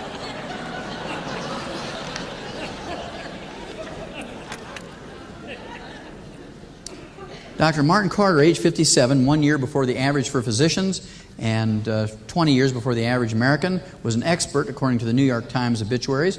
This guy had every drop of medical education you could get in the whole world, but he didn't have expensive urine. So he didn't have expensive urine. Even though his mom and dad were proud of him, the cause of death was a ruptured aortic aneurysm, just like those copper-deficient turkeys. This is my mother's favorite obituary. She found it. I have to use it all the time, keep mom happy. This was, almost 3 years ago now, July of 93. Dr. Gail Clark, age 47, was the chief cardiologist at her hospital. She's walking down the halls of her hospital with a stethoscope around her neck. She drops dead, and let's say you're a heart patient in the ICU and your monitor shows you're stable. Beep, beep, beep, beep. And then you hear them, they close the curtain next to you. You don't know it's your doctor being brought in there. You hear them cut the clothes off, and they're yelling for the code carts and the paddles and contact gel, and they need some bicarb and some epinephrine and that sort of thing. And then you hear them say, "Okay, clear everybody, here we go. Contact." Didn't work. Okay, we need some, turn the paddles up, more gel, more contact gel. Clear, here we go. Then they turn on the monitor. flatline, so you know she's dead. You say, nurse. Now your monitor's going beep, beep, beep, beep, beep, because you're nervous. Say, nurse, what went on next door?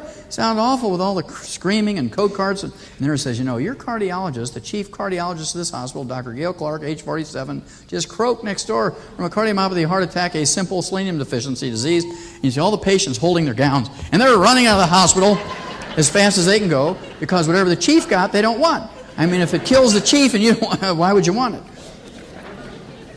Dr. George Kohler, the youngest person ever to win the Nobel Prize in Medicine. He was in the 20th century. Dr. George Kohler, 37 years old, wins the Nobel Prize in Medicine for his work with antibodies, monoclonal antibodies. He's going to save people from cancer, which is a righteous type of research. 11 years later, age 48, boom, drops dead from a cardiomyopathy, heart attack, a simple selenium deficiency disease, because he believed you could get everything you needed from your 4 food groups. I remember I told you when I came back from Africa, I was supposed to find an early warning system, and it turned out that the early warning system is not a wombat or a koala bear, or a ruby-throated hummingbird, or a rare and endangered fish or reptile. It turns out that our early warning system is our own young athletes. According to the CDC, the Center for Disease Control, 100,000 young athletes under the age of 30 drop dead each year during exercise or a game or immediately after exercise or a game. 100,000. Double the number who were killed in car accidents. 10 years ago, I began to see articles like this in medical journals, sudden death in young athletes.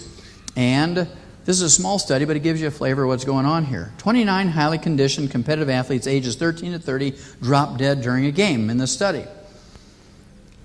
35% of them died of ruptured aneurysms, a copper deficiency. The other 65% died of cardiomyopathy, heart disease, a selenium deficiency. Now, what do you think is the most dangerous sport in the world? You can yell them out to me. Boxing, basketball, hockey, football, jogging, cross-country racing. It turns out that it is basketball. 45%, or 45,000 out of the 100,000 are basketball players. And I'll show you why in a minute. Football happens to be second. Here's some of the faces of the young Americans. These are, you know, the pride of America. These are kids who are healthy, apparently, and just suddenly drop dead during games. 14, 15, 16, 18 years old. Here's a water polo player, 14 years old, cardiomyopathy, heart disease.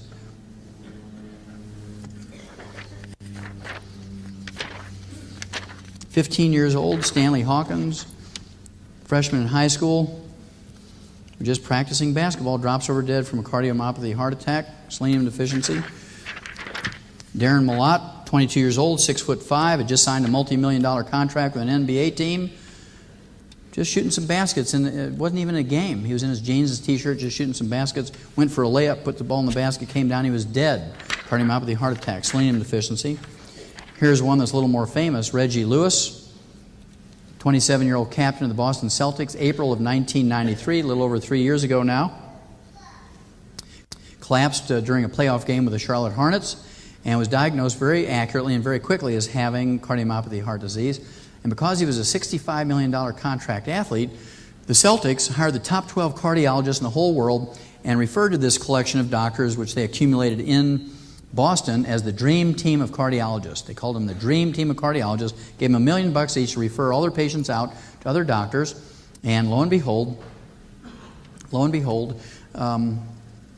they were supposed to devote their full time to saving Reggie. They didn't take $50 of their money and give it to a medical student or pre-med student to go to the medical library and like Star Trek, ask the computer, what are all the known causes of cardiomyopathy? If they would have done that, the computer would have said, there's only one known cause of cardiomyopathy. It was discovered in animals in 1957, and the disease was eliminated from animals in 1958. It was proven in human beings in 1972 with a double-blind crossover study with 45,000 human subjects, and the disease was eliminated in the country in which this was done. The only known cause of cardiomyopathy, heart disease in both animals and human beings is a deficiency of the trace mineral selenium. They didn't do that, and as a result, they didn't give Reggie Lewis 10 cents a day worth of selenium. If they would have done that, Reggie Lewis would still be alive today. And as a result, while they were bickering, 3 months after his initial heart attack, Reggie Lewis, 27 years old, July 28, 1993, dies of a second cardiomyopathy heart attack.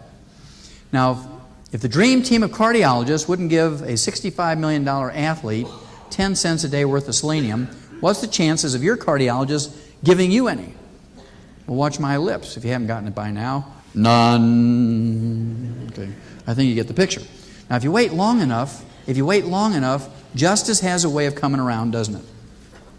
You know my hobby, so you shouldn't be too surprised that a year and a half after Reggie Lewis died, the chief of the dream team of cardiologists, one Dr. W. Thomas Nessa, a marathon runner, finished the Boston Marathon 3 times before he died, was the vice chairman of the Department of Cardiology at Harvard Medical School, age 48, boom, drops dead from a cardiomyopathy heart attack. Dr. W. Thomas Nessa, a member of the dream team of cardiologists who treated the late Boston Celtics captain Reggie Lewis, died in his own home of the same thing. I mean, this guy had to be malignant dumb, right? I mean, he didn't learn anything from a $65 million autopsy. November 1995, Sergei Grinkov, 2-time gold medal winner of pairs figure skating, 1988 and 1994 in the Olympic Games, was just tying his skates at Lake Placid, New York, getting ready to get into peak physical condition for his upcoming Olympics. Drops over dead, age 28, from cardiomyopathy heart attack, just like Reggie Lewis, age 27.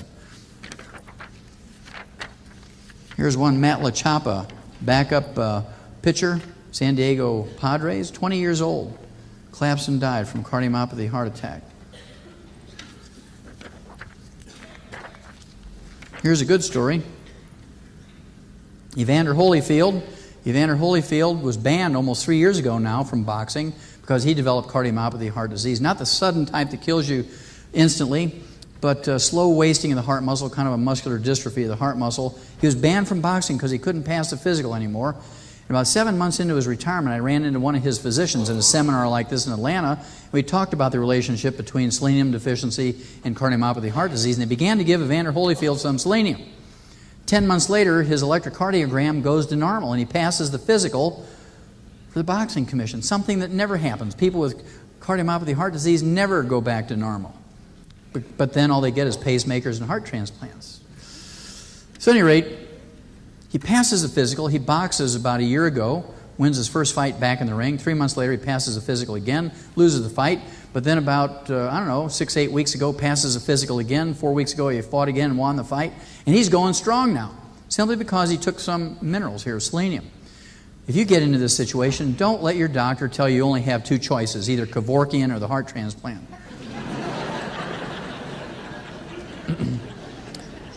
You have a third choice, and now you're informed about this, so you can make that decision on your own. The rate of brain cancer in America has gone up 400% in the last 40 years, and everybody's pointing their fingers towards cellular telephones. And everybody's trying to give me a cellular telephone, so I started examining this. Was there anything to that? And you don't have to worry about it if you use them, because 97% of the people who use cellular telephone, 97% of the people with brain cancer have never even been in the same room with a cellular telephone, let alone use one. So you don't have to worry about that. But there is a little-known trace mineral known as gallium. This trace mineral, gallium, Gallium, when you give it to laboratory animals in optimal amounts and then you give them a chemical known to cause brain cancer, they don't get it. If you give them a laboratory experimental diet that's deficient in gallium and then give them that same chemical, they all get brain cancer. So I believe this huge increase in rate of brain cancer in America is a combination of a gallium deficiency and a lot of chemicals in our air, water, and food that do cause brain cancer. Think about all the performers who die suddenly, whose performances are almost athletic in their presentation. People like Elvis, he died of cardiomyopathy heart disease, and because he had lots of drugs in his blood and his liver, they blamed his death on the drugs. But he really died of cardiomyopathy heart disease, which is a selenium deficiency disease. Then you look at Conway Twitty, who died in front of 3,000 fans in Branson, Missouri, with a ruptured aortic aneurysm, a copper deficiency. You look at Michael Jackson, collapsed in December of 1995 and was in the intensive care unit for 1 week because his blood minerals and electrolytes were all messed up, almost died. When you go to a basketball game, a football game, a track meet, look out there at those well-trained athletes. The odds are all the couch potatoes in the stands and bleachers have a much better chance of living to be over 80 than those athletes do. And here I'll put out my challenge. If you can find me an obituary of any university, semi-pro, or pro athlete who's lived to be over 100, I'll give you a $100 bill. because I've looked real hard. The average lifespan for athletes, both university, semi-pro, and professional, is 62 to 65, depending on their sport. Here's the final clue. As many as 62% of the female college gymnasts suffer from anorexia. They suffer from anorexia, 62%. Is that because it's genetic? No. Is that because all their mothers hate them? No. Is that because they think they're too fat? Absolutely not. I used to see a lot of these gals in the 70s and 80s when I practiced up in Portland, Oregon, because that was the time of Olga Korbut. And you may remember her as being the darling of the world because she'd won every gymnastic event in the Olympics, and the same Olympiad with a perfect score. And everybody wanted their little girl to be Olga Korbut. And I used to see them. They'd get split lips and fractured and dislocations because they weren't all perfect, and they'd hit those bars going full speed and get dislocations and split lips and twists and sprains and strains and bruises. But the ones that fascinated me were the little 8, 10, 12 years old that were depressed and anorexic, certainly not typical of a teenage girl or preteen girl. And so I used to do hair analysis on them because that was the only way I could communicate with them, because they weren't sociable, they wouldn't eat, they didn't want to study, or they didn't want to do their athletics anymore. And sure enough, every one of them were severely deficient in many, many nutrients, 30, 40 nutrients, but all of them were uniformly severely deficient in 2 trace minerals, zinc and lithium. Zinc and lithium. So I began to give them as many as 25 or 30 nutrients intravenously 2 or 3 times a week, paying special attention to giving them lots of zinc and lithium. And sure enough, in 14 to 21 days, they were eating like little pigs again. They were real interested in going out and training. They were sociable again. And all the parents who took their little girls who were anorexic to counselors and shrinks, those little girls were counseled unto death. Now, you may remember Karen Carpenter from the singing group, the brother-sister of the Carpenters. She was 30 years old, give or take a year or so. She developed anorexia, and because they had lots of money, they went around the world and went to all the shrinks and the counselors in Moscow and Berlin and London and Paris, all over the United States, and they counseled her unto death.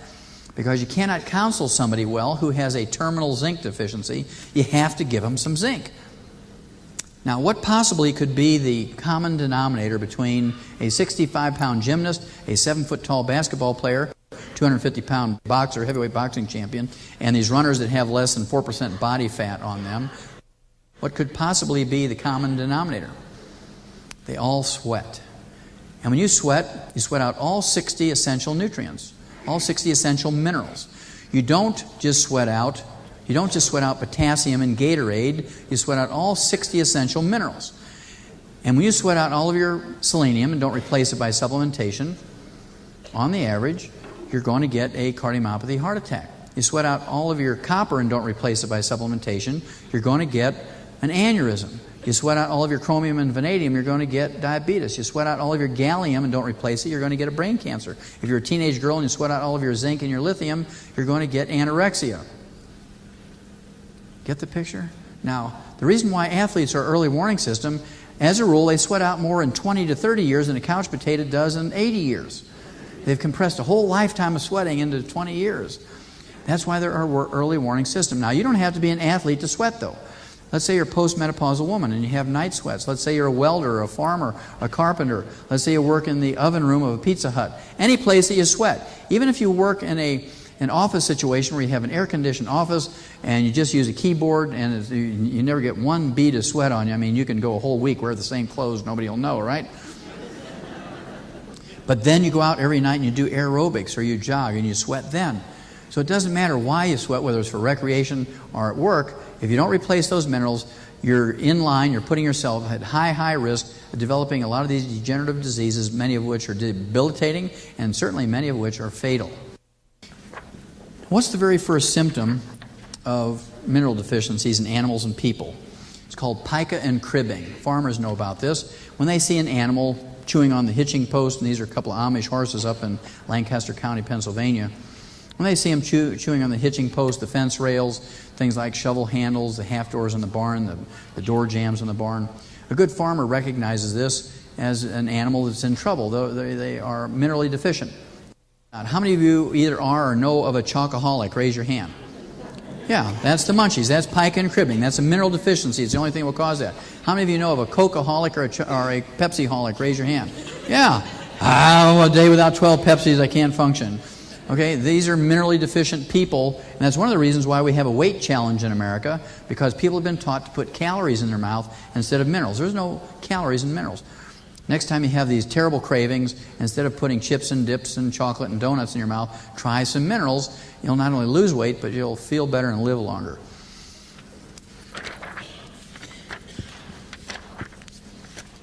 My favorite mineral is lithium. And the reason why I like lithium is shrinks think it's a drug that only they can prescribe, when in fact it's one of those 60 essential minerals that everybody needs every day. And like all essential nutrients, if it's missing for 6 months, 9 months, 12 months, a year or so, you get on the average 10 deficiency diseases, which include depression, manic depression, bipolar disease, suicidal behavior, violent behavior, spouse abuse, child abuse, domestic violence, drug addictions, alcohol addictions. These are all symptoms of lithium deficiency in people who've been challenged with sugar, natural or processed. We'll talk more about that in a minute. I believe we should be putting lithium in our drinking water because, first of all, it's safer than chlorine and fluorine. And number two, we could eliminate 85% of all domestic violence if we would just put lithium in our drinking water. Now, you can pick up and diagnose a child with lithium deficiency and one who's in trouble by looking at their coloring projects. If you look at their coloring projects, if they're deficient in lithium and are sensitive to sugar, we'll talk about that in a second, these are kids who are going to take a dark color, black, brown, purple, dark red, dark blue, dark green, and scribble all over the page with little or no intent to stay in the lines. These are kids who are in trouble. You can project these 4 or 5-year-olds are going to drop out of high school. They're not going to learn how to write, read, or do math. They're going to have a lousy personal life. They're never going to be happy during a marriage. They're going to be violent types and so forth. These are kids who are in trouble. They're going to experiment with cigarettes and alcohol and drugs. But they're salvageable because this is the same kid here 6 weeks later, simply getting them off of sugar, natural and processed. No apple juice, no grape juice, no honey, no molasses, no Pepsis, no chocolate, no ding-dongs, no sugar frosted flakes and that sort of thing. And supplemented this kid with lithium, chromium, and vanadium. Look at the heels and the boots. And the boots, the glove, the uniform sleeve, the glove, the border on the foot, and the border on the hat and so forth, all in the lines, the tail and so on, and with more appropriate colors. You can save these kids if you just pay attention. It's not they don't just have an art aptitude, they're in trouble. Okay? Now, if these kids also wet the bed far after they're supposed to be potty trained, they're 6, 8, 10, 12, 14 years old and they wet the bed, they have a history of scribbling all over the page without staying in the lines. They are cruel to little animals and other kids, and they love to play with matches and fire. These are kids who, if you don't save them at this early age, you can project they're going to become mass murderers and serial killers. It just happens that way. Here's what happens next. You start getting kids with what's called geographic tongues. Geographic tongues are red, pulpy, and painful. They have ulcers and erosions all over their tongues. These kids have zero brain waves. They can't learn how to read, write, and do math. If you don't take care of them there, they're going to drop out of school and experiment with cigarettes, alcohol, and drugs. When they hit 12, 14, 16 years old, look at the allergic shiners under this kid's eyes. This is not physical abuse. He's just sensitive to sugar. And people are sensitive to sugar just like some people are sensitive to alcohol. You know, there's a good alcoholic, a person who will drink a beer and a shot of whiskey, they'll go to sleep. These are, quote, good alcoholics. There's people who drink a beer, maybe have a shot of whiskey, and they get boisterous and obnoxious, and they start singing loud songs and being loud, and they think jokes are funny that aren't funny. And then you get people who drink, and they just get mean and become downright dangerous to themselves and everybody else. The same thing is true with sugar. There's some people who take in sugar, and they get low blood sugar, and they just go to sleep. Some people who take in sugar, they get rowdy and attention deficit disorder, ADHD, hyperactivity, learning disabilities, and they get kind of obnoxious. And then there are people who take in sugar and they become serial killers and they get violent. And so people are sensitive to sugar just like they are to alcohol. And you get them off of sugar, natural and processed, and supplement them with lithium, chromium, and vanadium. You can save them and everybody around them. Here's a 20-year-old. You don't need to be a clinical psychologist to see that he's depressed. Look at the allergic shiners under his eyes. And these are the type of kids who live on Pepsis and ding-dongs their whole life. And they're quiet. They stay in their rooms, they wear their headsets, and they listen to their music, or they might play on the keyboards of their computers. And then one day, when grandma gives them an irritation of about a 0.1 on the scale of 1 to 10, you got to do the dishes before I give you the car keys, they'll walk into the kitchen, pick up the cleaver, and smack grandma's head off. They'll respond with a 10, right? And they're just irritated, 0.1. Now, This is all too common. Right now, experts say that 30% of all American teenagers are going to appear in juvenile court in 1996. 1/3 of all American teenagers. At any rate, it's a terrible tragedy, but these things do go on all the time. And back, I guess it was the third week in January of this year, 1996, I was up in Moses Lake, Washington on a Monday night, actually giving a seminar like this. And when I got to this point, the guys in the front row said, "Doc, you don't have to talk about teen violence in Moses Lake. I mean, there's more people in this National Guard Armory than there is in the whole town. And we only have a couple hundred teenagers, and they all know each other by first name. It's kind of like a big family." And they didn't believe they had any teen problems in Moses Lake. Well, that was Monday night. Friday at 2 in the afternoon, an honor student in junior high school walks in with his deer rifle, blows away the math teacher and 2 of his fellow students. Now, this kid was not on drugs. He was not a member of any gang. There's no drugs and gangs in Moses Lake, Washington. You know the answer to why this happened. I'm going to bring it out of you. What time of the year is there more domestic violence, depression, and suicide than any other time of year? Christmas, holidays. A week before Christmas, the time between Christmas and New Year's, from New Year's until now, Super Bowl Day. In fact, Super Bowl Day has the largest number of violent incidents than any other day of the year, Super Bowl Day. What happens during these holidays that happens more than any other time of year? Sugar. I heard people say it, sugar. You get more cake, more pie, more candy, more cookies, more punch, more colas and drinks of various kinds than you get any other time of year. It's not just on Sunday afternoon. I mean, we're talking 4 times a day, in school, after school, in the evening, 4 times or 10 times on the weekend, because it's party time during the holidays. And as a result, the people who are sensitive to sugar and are going to get violent, are depressed, come out during this time, especially if they're deficient in lithium, chromium, and vanadium. Attention deficit disorder. Another one of those physician-caused diseases, because physicians say sugar is okay. It's better to have Ritalin than sugar. You can have both. You know, if you're good, you can have sugar and Ritalin.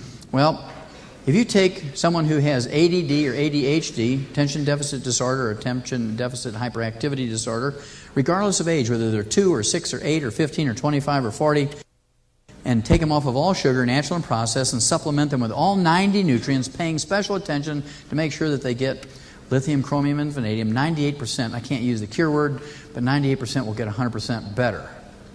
Now, the whole family has to do the same thing. You can't be guzzling Cokes and eating donuts and expect a 6-year-old or an 18-year-old to give it up. The whole family has to change and eat the same way for the benefit not only of that child, but for the whole family, because if something goes wrong, the whole family is in trouble. Now, this little gal here, 300 years ago, would have been a vampire or a werewolf, and her own villagers would have burned her to death at the stake. Maybe the village elders would have killed her by driving a wooden stake through her heart. You may remember her as Susan Smith, the mother who drowned her 2 sons from Union, South Carolina. And we learned a lot about her during her trial. Number 1, she tried to commit suicide twice during high school. A lithium and chromium deficiency. Nobody said to her, "Susan, give up all sugar, natural and processed. We're going to give you some lithium, chromium, and vanadium." They didn't even give her any Prozac. All they did was give her a hug and say, "Susan, everybody loves you, and if you get depressed again, let everybody know, and we'll talk you out of this suicide thing." 2 years after graduating high school, she went further into her depression. They diagnosed her as being a manic depressive, and they put her on Prozac at that time. Nobody took her off of sugar and supplemented her with any lithium, chromium, and vanadium. And 2 years later, when her boyfriend realized how wacky she was at that time, tried to disengage and break off from her, and he used the kids as a foil purposely, because most single mothers, when put to the test, you have to give up your kids if you want me to stay with you, because I'm not big enough to handle these kids. Every time I look at those kids, I see another man. He says, "You got to give up those kids." And most women would say, "Well, you're out of here, you bum. I'm not going to give up my kids. If you don't take the package deal, you don't get anything." But she didn't do that. The night before she drowned those 2 boys, she went from telephone to telephone, pay telephone to pay telephone in the parking lots of the 7-Elevens in Union, South Carolina. And she tried to call this guy because she figured out a way to make everybody happy. She remembered a little incident that happened to her when she was 6 years old. And it goes like this. When she was 6 years old, she had 6 kittens, and she wanted to keep them all. She loved them all. But her daddy said, "Hey, we can only afford to take care of 2, so you got to give up 4. And he took 4 of them out of her arms and put them into a sack with a brick and tied the sack and threw them into a pond and drowned them. He said, now that was painless. Didn't hurt those kittens. And they're happy because they're in heaven with God. And God's happy because those kittens are with Him. And you're happy because you get to keep 2 instead of none. And I'm happy because I don't have to feed 6. I only have to feed 2. And she remembered that story, and she said, well, I can make everybody happy here. I'll just drown those 2 boys, and it'll be painless, and they'll be happy because they'll be in heaven with God, and God will be happy because they're in heaven with them, and I'll be happy because I get my boyfriend, and he'll be happy because he gets me without the kids. Nobody took her off of any sugar, natural process, or supplemented her with any lithium, chromium, or vanadium. One more tragic story here, and then we'll get into the summary slides, and then we'll open up for questions, see if there's any health challenges you want to talk about. This kid here, I could have picked out from his coloring projects when he was 4 years old, guaranteed. We call him the Willy Wonka serial killer. Now, how many of you have ever seen the movie Willy Wonka and the Chocolate Factory? Raise your hand. Yeah, pretty fun little movie. We call him the Willy Wonka serial killer. When he was 4 years old, he was caught on the shoulder of a little state highway in Indiana, HH, eating roadkills, like hard taco shells. I mean, we used to call these things sail cats. They were run over so many times they were dry, you could use them like Frisbees, right? Talk about pica and cribbing. I mean, he was eating roadkills at age 4. When he was 7 years old, he was thought to be part of a satanic cult because he was twisting the heads off his neighbors' chickens and nailing them to the door jambs, cutting the heads off their dogs and cats, putting them on pikes, and planting them in front of their yard. Cruelty to little animals. He wet the bed until he was 12 years old. When he was 13 years old, he was a full-blown alcoholic. He'd sit in class and drink beer cans and crunch them and disrupt the class, but his teachers were terrified to kick him out of class because he threatened to burn their house down. He loved to play with fire. All right? Now, because he was such a threatening kid, they gave him straight A's and graduated him a year early out of high school. Moved him right along. He then joined the Army and became a medic because he had such good grades. They made him a medic and encouraged him to apply to medical school. The only reason he did not get into medical school was he was being treated as an alcoholic in the Army. He said, hey, you dry out, apply to medical school again, we'll take you. Well, after 3 years, the Army kicked him out as being a hopeless alcoholic. He moved up to Milwaukee, lived with his grandmother, and he worked in a chocolate factory for 4 years. And he ate chocolate for breakfast, lunch, and supper because it was free to employees. He used his minimum wage paycheck to buy alcohol and drugs at night. And in 4 years, when that chocolate didn't hold this horrible craving he had anymore, he killed, dismembered, and ate parts of 17 human beings. Jeffrey Dahmer. Nobody told him anywhere along his life to give up sugar and supplement with lithium, chromium, and vanadium. All they did was say, now, Jeffrey, it's not nice to kill, dismember, and eat people. We require 90 essential nutrients, 60 minerals, 60 minerals, 16 vitamins, 12 essential amino acids, and 3 essential fatty acids. And fortunately, for the thousands of years we've been around, we haven't had to think about this too much as human beings because our food plants, our grains, fruits, vegetables, and nuts, take carbon dioxide from the air and manufacture long carbon chains. And many of these long carbon chains are vitamins, amino acids, and fatty acids. And this is where this myth came from. You can get everything you need from your 4 food groups because plants do manufacture a certain amount of vitamins, amino acids, and fatty acids. But we've tried this experiment for 100 years or 200 years, and we've learned if you eat the 4 food groups and don't supplement, you can live to be an average of 75.5, about half of what we're genetically capable of. So I sat down one day and I said, well, how much of these grains, fruits, and vegetables and nuts do you have to eat every day to live to be over 100? And I calculate you need 6 cups each of 15 different plant groups. Grains, fruits, vegetables, and nuts to get enough vitamins, amino acids, and fatty acids to live to be over 100. That's 90 cups a day. It's a full bushel. Now you have 2 problems if you want to do that. Number 1, you have a capacity problem. If anybody in this room can eat a bushel of anything, I'll give you a $100 bill. Number 2, if you eat a bushel of fruits and vegetables every day, guess where you're going to spend most of your life?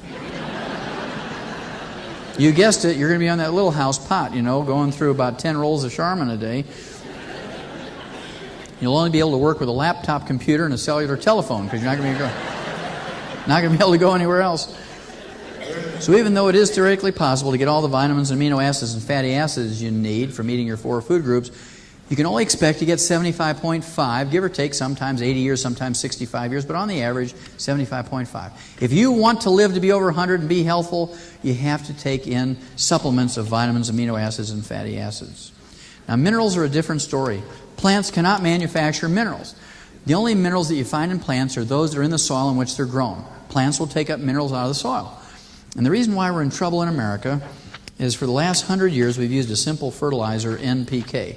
Nitrogen, phosphorus, potassium. We did on our farm People still do today, and they will for the next 1,000 years, use the simple fertilizer NPK because it gives the farmer the maximum yield in terms of tons and bushels per acre. Farmers are paid for tons and bushels. Nobody gives a farmer any type of tax incentive or cash incentive to make sure that you get all 60 essential minerals.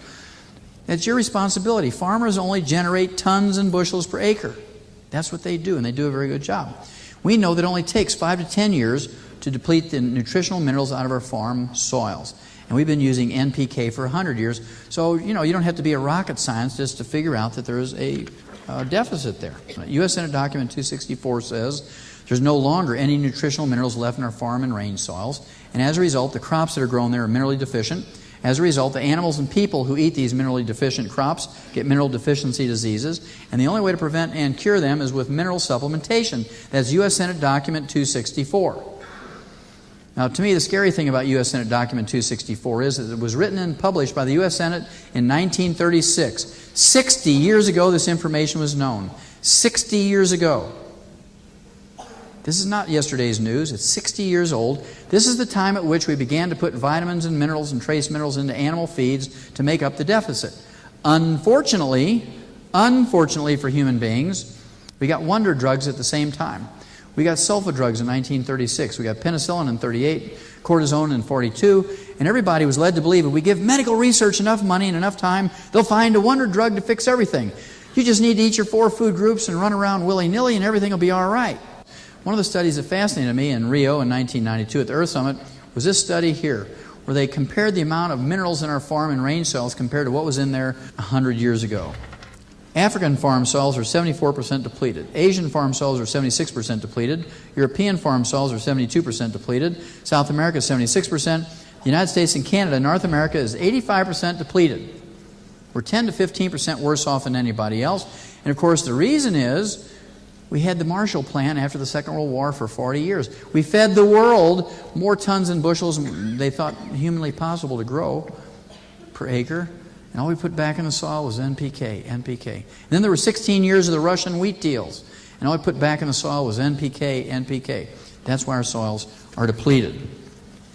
Now, if I haven't gotten your attention yet, I want to show you this map. This is an overlay map of the continental United States. The black areas have absolutely no selenium in it. And the dark gray areas is so irregular that you wouldn't want to bet your life on what may or may not be in there. So if you go to a farmer's market on the weekend or you have your own garden, what's the chances of you having enough selenium in your food to live to be 100 without supplementation? 0. Every farmer knows about this and they put it in their animal feeds. Do you think animals just need it and not people? Okay. Let's look at 2 minerals before we wind it up. Let's look at calcium, the number 1 mineral in the body. Your body contains more calcium than any other mineral. 147 different diseases if you're deficient in calcium. I'm just going to go over the top 10 with you. Osteoporosis, everybody knows about that. Today, it's the number 10 killer of adults over the age of 65. Remember, 75% don't live 90 days. You get complications from those fractures. It's a horrible disease in terms of human misery and dollars spent. $35,000 to have a hip replaced. Get them both replaced is $70,000. If that's uncomplicated. If it's complicated and have all kinds of problems, it might be $100,000, $200,000. Now, as a terrible disease as osteoporosis is in human beings, we don't have osteoporosis in animals. That's because farmers have a lot of common sense. Let's say a farmer out here has 100 head of cattle in his pasture and no calves this year, calls the vet out and he says, "Hey, Doc, I'm in trouble. I haven't had any calves this year, can't repay the operating loan. I lost a lot of money." He says, "Do I get rid of this herd?" And the vet will come out and examine the cows. He says, "No, the cows are all okay, but that bull up in that shed up there has osteoporosis of both hips, had so much pain, couldn't breed the cows. That's why I don't have any calves."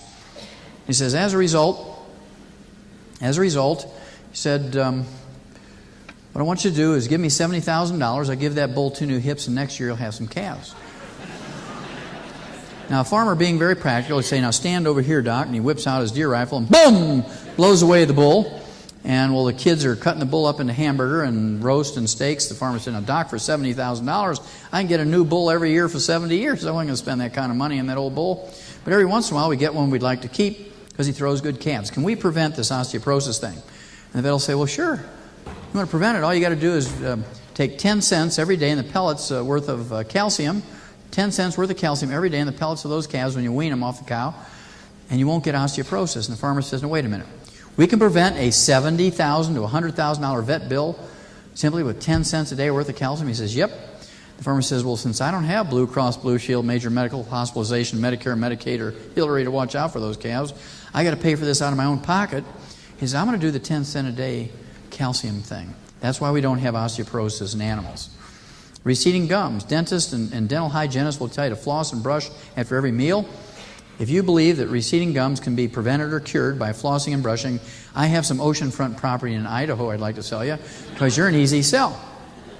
Now, as a veterinarian, I've literally seen hundreds of thousands of animals.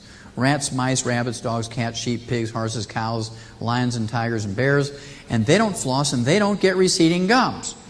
Now, they do get funky breath because they don't floss, but they don't get receding gums.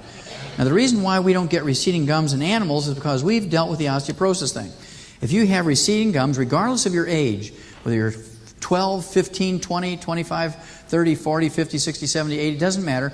If you have receding gums, loose teeth, gingivitis, pyorrhea, periodontitis, bridges or plates, you have osteoporosis of the face or jaw bones. You see this 20 to 50 years before you can recognize osteoporosis in the large bones of your arms, legs, hips, pelvis, and vertebrae.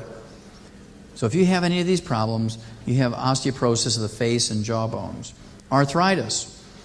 85% of all arthritis is wear and tear arthritis. 85% of all arthritis is wear and tear arthritis. Osteoarthritis, degenerative arthritis, ankylosing spondylitis. And of course, this is the type of arthritis that can be prevented, and you might get 100% better if you use Dr. Wallach's pig arthritis formula, which is made up out of a liquid multiple. It's made up out of a liquid multiple, plant-derived, that has 72 colloidal minerals in it. We'll talk about colloidal minerals in just a second. And a liquid multiple, and the gelatin we talked about, either Knox or Willamette Valley gelatin, either a half ounce or the 12 capsules, and 5 ounces of the calcium-enriched Minute Maid orange juice. All that together makes up Dr. Wallach's pig arthritis formula, and taken faithfully twice a day, you have every honest expectation of getting significantly better, or maybe even 100% better. Even if your neck sounds like a bag full of gravel, your joints sound like you have Rice Krispies in there, snap, crackle, and pop. You can't get up out of your chair yourself, you have excruciating pain, and so on. You want to give it a try if you have wear and tear arthritis. Hypertension. Again, we've already talked about this. Hypertension has nothing to do with salt intake. Salt restriction is not going to prevent it or fix it. Hypertension, high blood pressure is actually due, 85% of all hypertension is due to a calcium deficiency. Take in 3 times the RDA, recommended daily allowance by your government, and according to the Inner Salt study and the study from Toronto Medical School, the calcium will resolve your high blood pressure. Insomnia. As you roll around all night, wake up in the morning more tired than when you went to bed. Contrary to popular belief by physicians, it's not due to a barbiturate deficiency or a halcyon deficiency. It's due to a calcium deficiency. Kidney stones, bone spurs, heel spurs, and calcium deposits. The medical profession has the malignant, dumb belief that these things are due to too much calcium in your diet, and the first advice they give you when you have any of these problems, give up all dairy, and for God's sake, don't take any supplements with calcium in it. When in fact, when you get kidney stones, bone spurs, heel spurs, and calcium deposits, you have raging osteoporosis. It's your own calcium being moved around. You need more calcium, more magnesium, not less. I want you to be honest with me. How many of you ever had a foot cramp, toe cramp, leg cramp, eyelid twitch, or anything like that in your life? Raise your hand. Yeah, that's the first symptom of a calcium deficiency, and if you're honest, you'll fess up to that. And myself, when I was a kid, when I was a teenager, my eyelids used to twitch so violently you could hear them click. And I used to look into the mirror and say, do people see that, or is that my imagination? And one day I got the twitching and the clicking together, and I called my mom, and she came in, and she didn't know what it was, so she panicked. We jumped in the car, and we drove 80 miles to St. Louis, and I ran into my first female doctor when I was 14 years old. Now remember, she's an eye doctor. Her name was Mary Jane Skeffington. Mary Jane Skeffington, the eye doctor, for some reason, I'm 14 years old, she had me stripped down to my jockey underwear. Now back then I was just a dumb redneck kid from the farm, and I didn't know any better. Whatever she said, I did.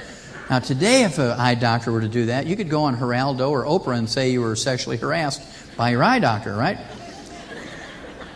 But at any rate, she kept looking in my eye with this ophthalmoscope for an hour and then go see another patient. She'd look into my eye with an ophthalmoscope, see another patient. He went on and on and on for 2 hours.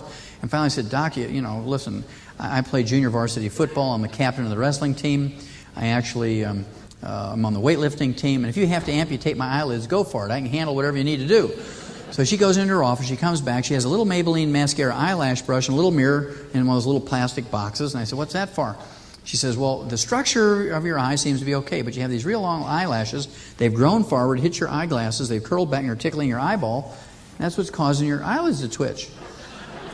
I said, you're kidding me. She says, no, that appears to be what it is. And I said, well, what do we do about it? And she says, well, what I want you to do is every hour I want you to alternate eyes, take 15 minutes in each hour and work and retrain those eyelashes. And she starts demonstrating to me. She said, you got to do it like this.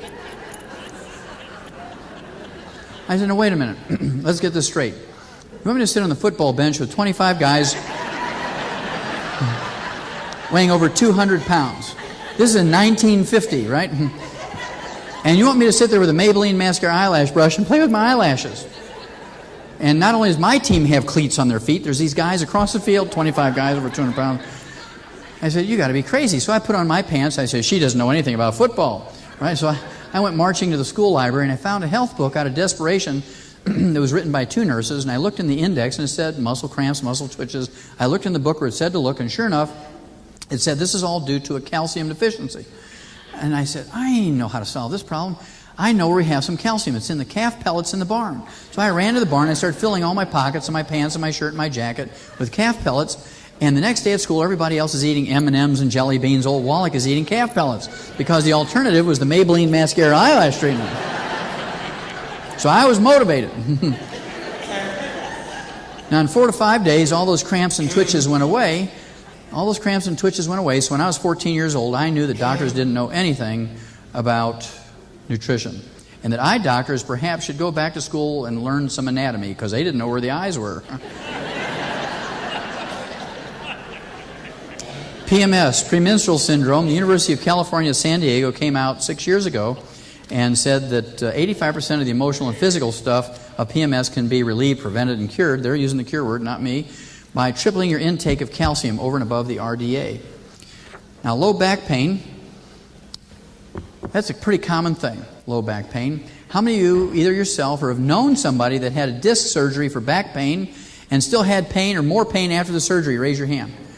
Isn't that amazing? Almost 40-50% of the people in the room. Now, Harvard Medical School is getting the same feedback, and they said there's something wrong with this picture. We're doing these heroic disc surgeries to relieve pain, and 50% of the people are still having pain. So they looked at it and they said, okay, here's what we're going to do. They took 1,700 people who had no history of back problems, never had a back problem, and they were in the teaching hospital at Harvard for, say, cataract operations, 1,700 of them. They did CAT scans on their back. 85% of those 1,700 people had bulging, degenerative, and ruptured disc. And Harvard Medical School 8 months ago came out and said, if anybody gets a disc operation for back pain, it's medical fraud, because disc problems do not cause back pain. Disc problems can cause tingling, numbness, and paralysis, but not back pain. When you have low back pain, you have cramps and spasms of the large muscles of your back. You can have subluxations or malalignments of the vertebrae. You can have bone spurs, calcium deposits, arthritis, osteoporosis, but not disc problems. If you have any of these top 10 problems, you want to try Dr. Wallach's pig arthritis formula before you elect to have any surgery. Don't be like the average American who spends between $25,000 and $250,000 and undergoes 5 to 10 surgical procedures for nothing more than the top 10 calcium deficiency diseases in America. It's really a terrifying thing that people can be talked into that. Okay. Last disease, one more slide after this. Diabetes, the number 3 killer of adults in the United States, causes blindness of all kinds, kidney failure, kidney dialysis, kidney transplant, contributes to the numbers of cardiovascular disease, the number 1 killer of adults in the United States, amputations of toes, feet, and legs for ulcers that won't heal, and gangrene. And most times you really don't have to get an amputation to resolve those problems, but if you insist on getting something amputated, please put a tag on it so they get the right one. If you guys go in for an inguinal surgery operation, you want to get a do not remove sign and put it in the appropriate place. That happens. Okay. Now, When your doctor diagnoses a new diabetic patient in his office, he excuses himself, goes into his private office, drops to his knees and gives thanks to the Lord. Then he jumps up and he calls his real estate agent because he knows over 20, 30, 40 years you're going to go through all these problems if you follow the standard treatment or management of diabetes in human medicine. And as a result, over 20, 30, 40 years, you're worth to him $250,000 to $500,000. It's like adding another cow to the dairy herd. They know exactly how much you're worth to them as a diabetic. And if you don't think that's true, next time you visit a doctor, ask to see his medical business office journals. You know, they have business journals for doctors, and see what they say about diabetic patients and heart patients and cancer patients and how much on the average. That's why people pick certain specialties, because there's big bucks in that area.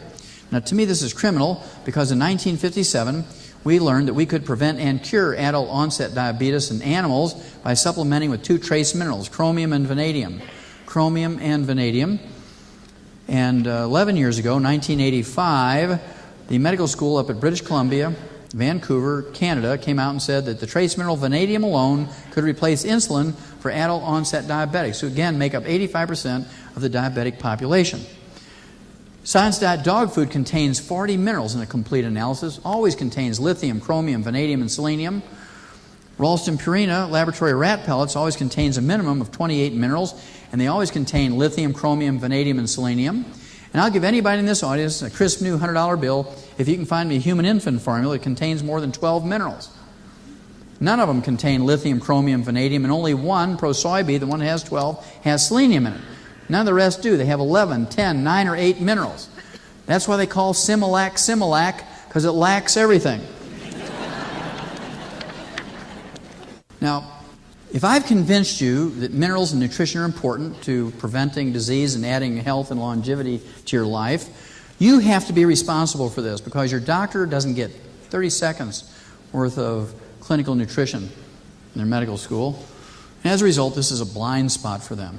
It's something they never consider when a person comes in with a health challenge. They never consider this aspect of the disease.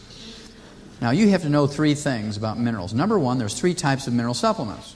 There's the original, going back since time immemorial, since the beginning of time. There's elemental or metallic minerals. These are things like limestone, oyster shell, eggshell, seabed minerals, coral calcium, things like clays of various types. Tums is a modern version of it. 8 to 12% availability to animals and people. We're not designed to consume ground up rocks, if you will, to get our minerals. Have you ever wondered why people dread being 50 years old? Why the whole population of the world suddenly falls apart when they hit 50. You know, the teeth get loose, the hair goes, whatever you got left is gray, low back problems, high blood pressure, sugar in your urine, interest in sex goes away. Everybody dreads the big 5-0, right? Well, the reason is our ability to absorb these elemental types of minerals precipitously drops to 3 to 5%. About 3 years ago, a guy in Grand Rapids, Michigan, jumps up in the back of the room and says, "Hey, Doc, now I know what I see in my porta potty business." I said, "What do you see in your porta potty business?" He said, "Well, when we clean those things out and disinfect them so we can use them again, we find hundreds and hundreds of vitamin pills that come through people." I said, "Come on now, how do you know they're vitamin pills?" He said, "Well, it's easy. They say Theragram M, 1 a day, Centrum, and Centrum Silver right on the coating. So next time you're on the pot and you hear plop, plop, clink, clink, it's not poker chips coming through there. It's them pills." Are there any chiropractors in the audience tonight? Any chiropractors? Any chiropractors? Raise your hand so I can see. Well, I can't see any, huh? Okay, well, the reason why I ask that is because chiropractors take spinal x-rays. And when a chiropractor takes a spinal x-ray, guess what he sees? He sees all these pills lined up. And if a person tends to be constipated, those pills line up like little boxcars waiting to come out. Come on, let me out! Let me out, they want to get through. Now, a lot of people say to me, "Doc, listen, you know, are you kind of fibbing to us a little bit here, pulling our leg? I mean, I've taken 2,000 milligrams of calcium every day for 20 years. I take 1,000 milligram, 2 of those 1,000 milligram tablets every day for 20 years, and I still have insomnia, foot cramps, toe cramps, high blood pressure, bone spurs, heel spurs, arthritis, loose teeth. My neck sounds like a bag full of gravel." And I say, "What kind do you take?" And they'll say calcium carbonate, calcium gluconate, calcium lactate. And that's the problem. Because out of 1,000 milligram calcium lactate tablet, 86% or 860 milligrams is lactose or milk sugar. Only 14% or 140 milligrams is elemental or metallic calcium. And let's not use these complicated numbers up here for absorption and usability. Let's take 10% of the 140 milligrams. It's an honest number, and also it's easy math. 10% of 140 milligrams is 14 milligrams. So if you take 2 of those 1,000 milligram tablets a day of calcium lactate or calcium carbonate or calcium gluconate, you're not getting 2,000 milligrams of calcium. You're getting 2 times 14 or 28 milligrams. To get enough calcium, to get 2,000 milligrams of usable calcium from a calcium lactate 1,000 milligram tablet, you have to take 30 of those with each meal. You have to take 90 a day. That's almost a full 100 tablet bottle. And at the cheapest, the $5 bucks a bottle, it's $150 a month just for calcium. You got 59 more minerals, 16 vitamins, 12 essential amino acids, and 3 essential fatty acids to go. So this is not an efficient way financially to take in minerals, because you got all these other nutrients to deal with. Plus you got the plop, plop, ding, ding factor, And additionally, you're going to develop another physician-caused disease if they tell you to take this type of calcium. You're going to develop what I call BNF disease. BNF disease stands for belching and farting.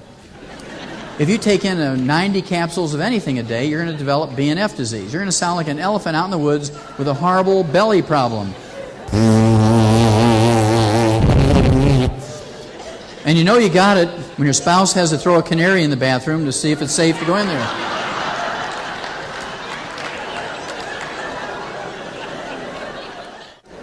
Now, during the 60s, the animal industry came up with chelated minerals because no farmer is dumb enough to put $1 in an animal's mouth and have 99 cents come out in the manure.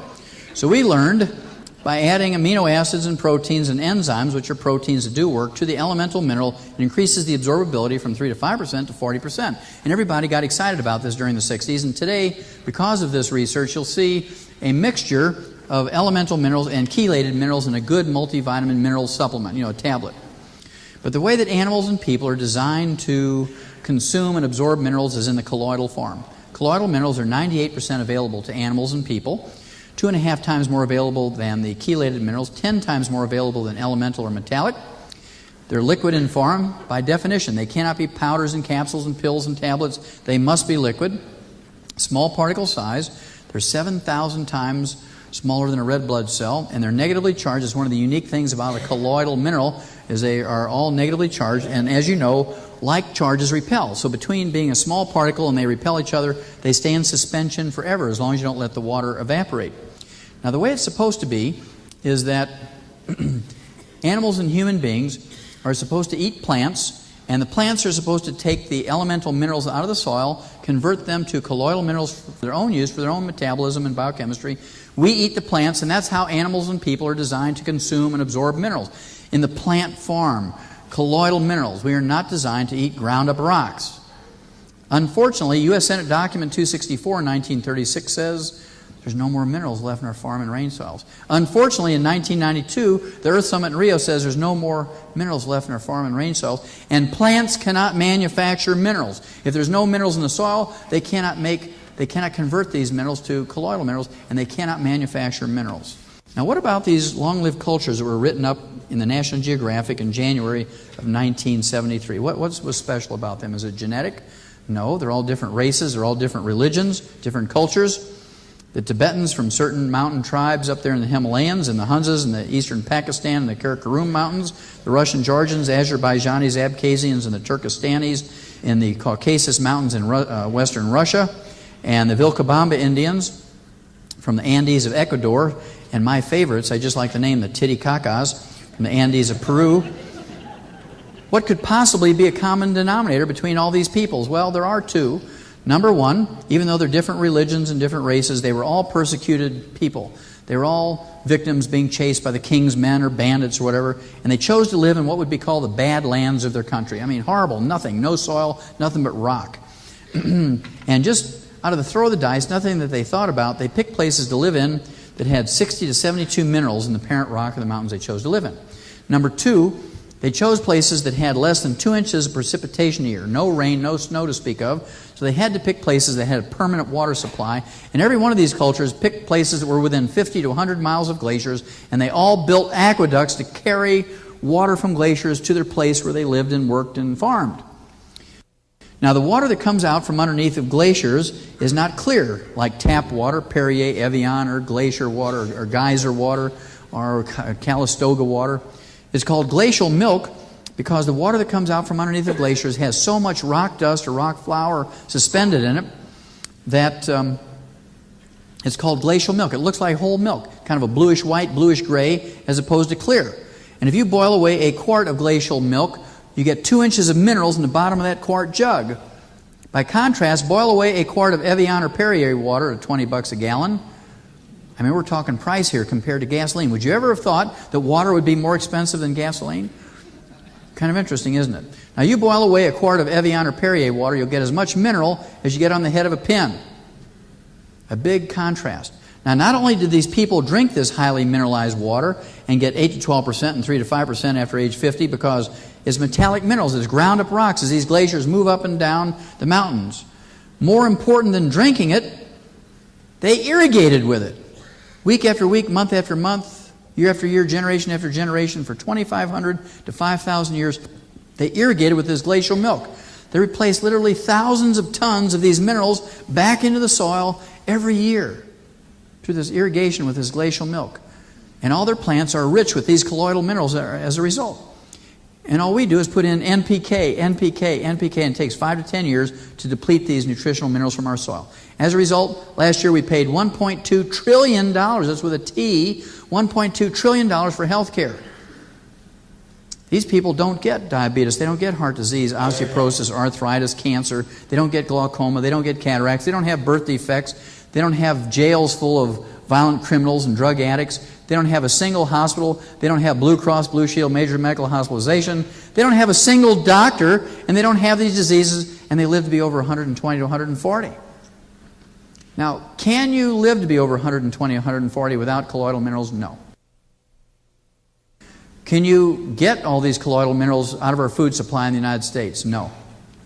Well, can you keep all the things that we love about the United States? Because if I were to pay your way to go there and live and guarantee you'd live to be over 100, you wouldn't do it because they don't have Kenmore kitchens, they don't have electricity, they don't have central heat, central air, they don't have roads, they don't have cars, they don't have televisions, they don't have television channel changers. I mean, how can you be a couch potato without a television channel changer? So, can you have all these things we love about America, including health insurance, and still get colloidal minerals? And the answer is, of course, yes. These colloidal minerals are available to you. They've been around since 1926. And, of course, they're plant-derived. They actually come from an ancient prehistoric plant deposit.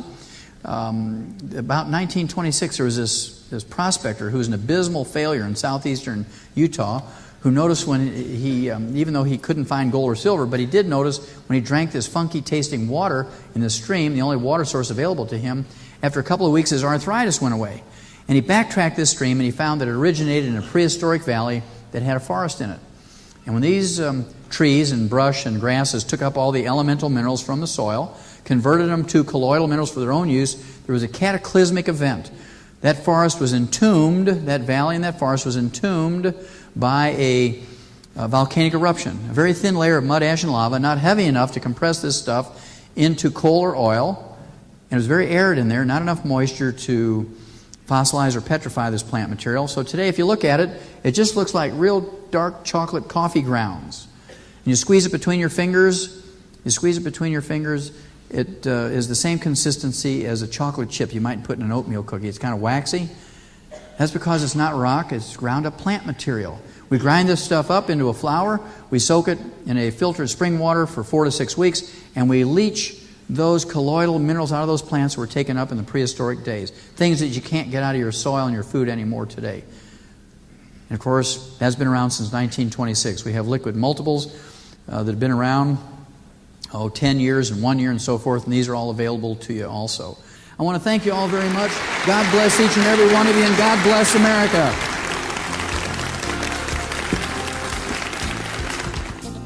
It shocks most people when they learn that we need 90 essential nutrients.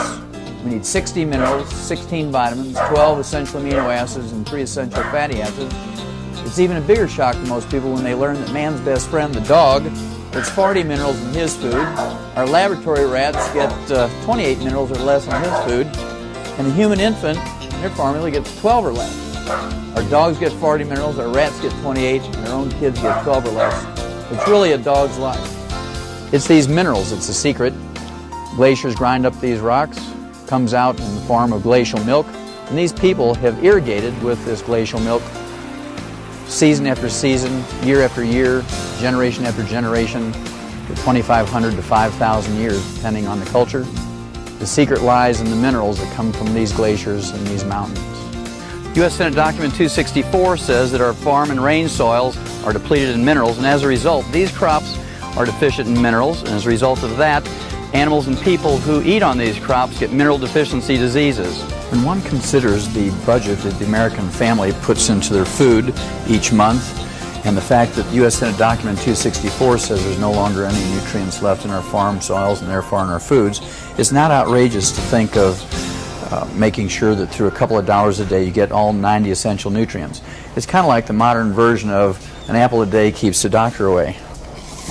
If you really want to find out what health is like, don't wait for the government, don't wait for insurance, don't wait for Medicare and Medicaid to do it. They're not going to do it for you. They can't do it for you, even if they wanted to. Take control of your own health. Do it today. Don't wait.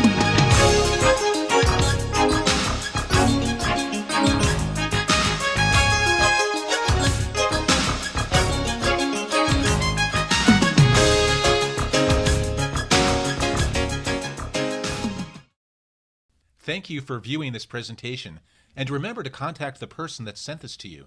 For more presentations and books that go into greater detail, go to docwallachmedia.com. And be well. These statements have not been evaluated by the FDA. These products are not intended to diagnose, treat, cure, or prevent any disease. The opinions expressed in this informational program are the express opinions of Joel D. Wallach, B.S., DVM, ND, are not a replacement for proper medical advice and treatment. In all cases, we recommend you contact your physician directly regarding any medical conditions.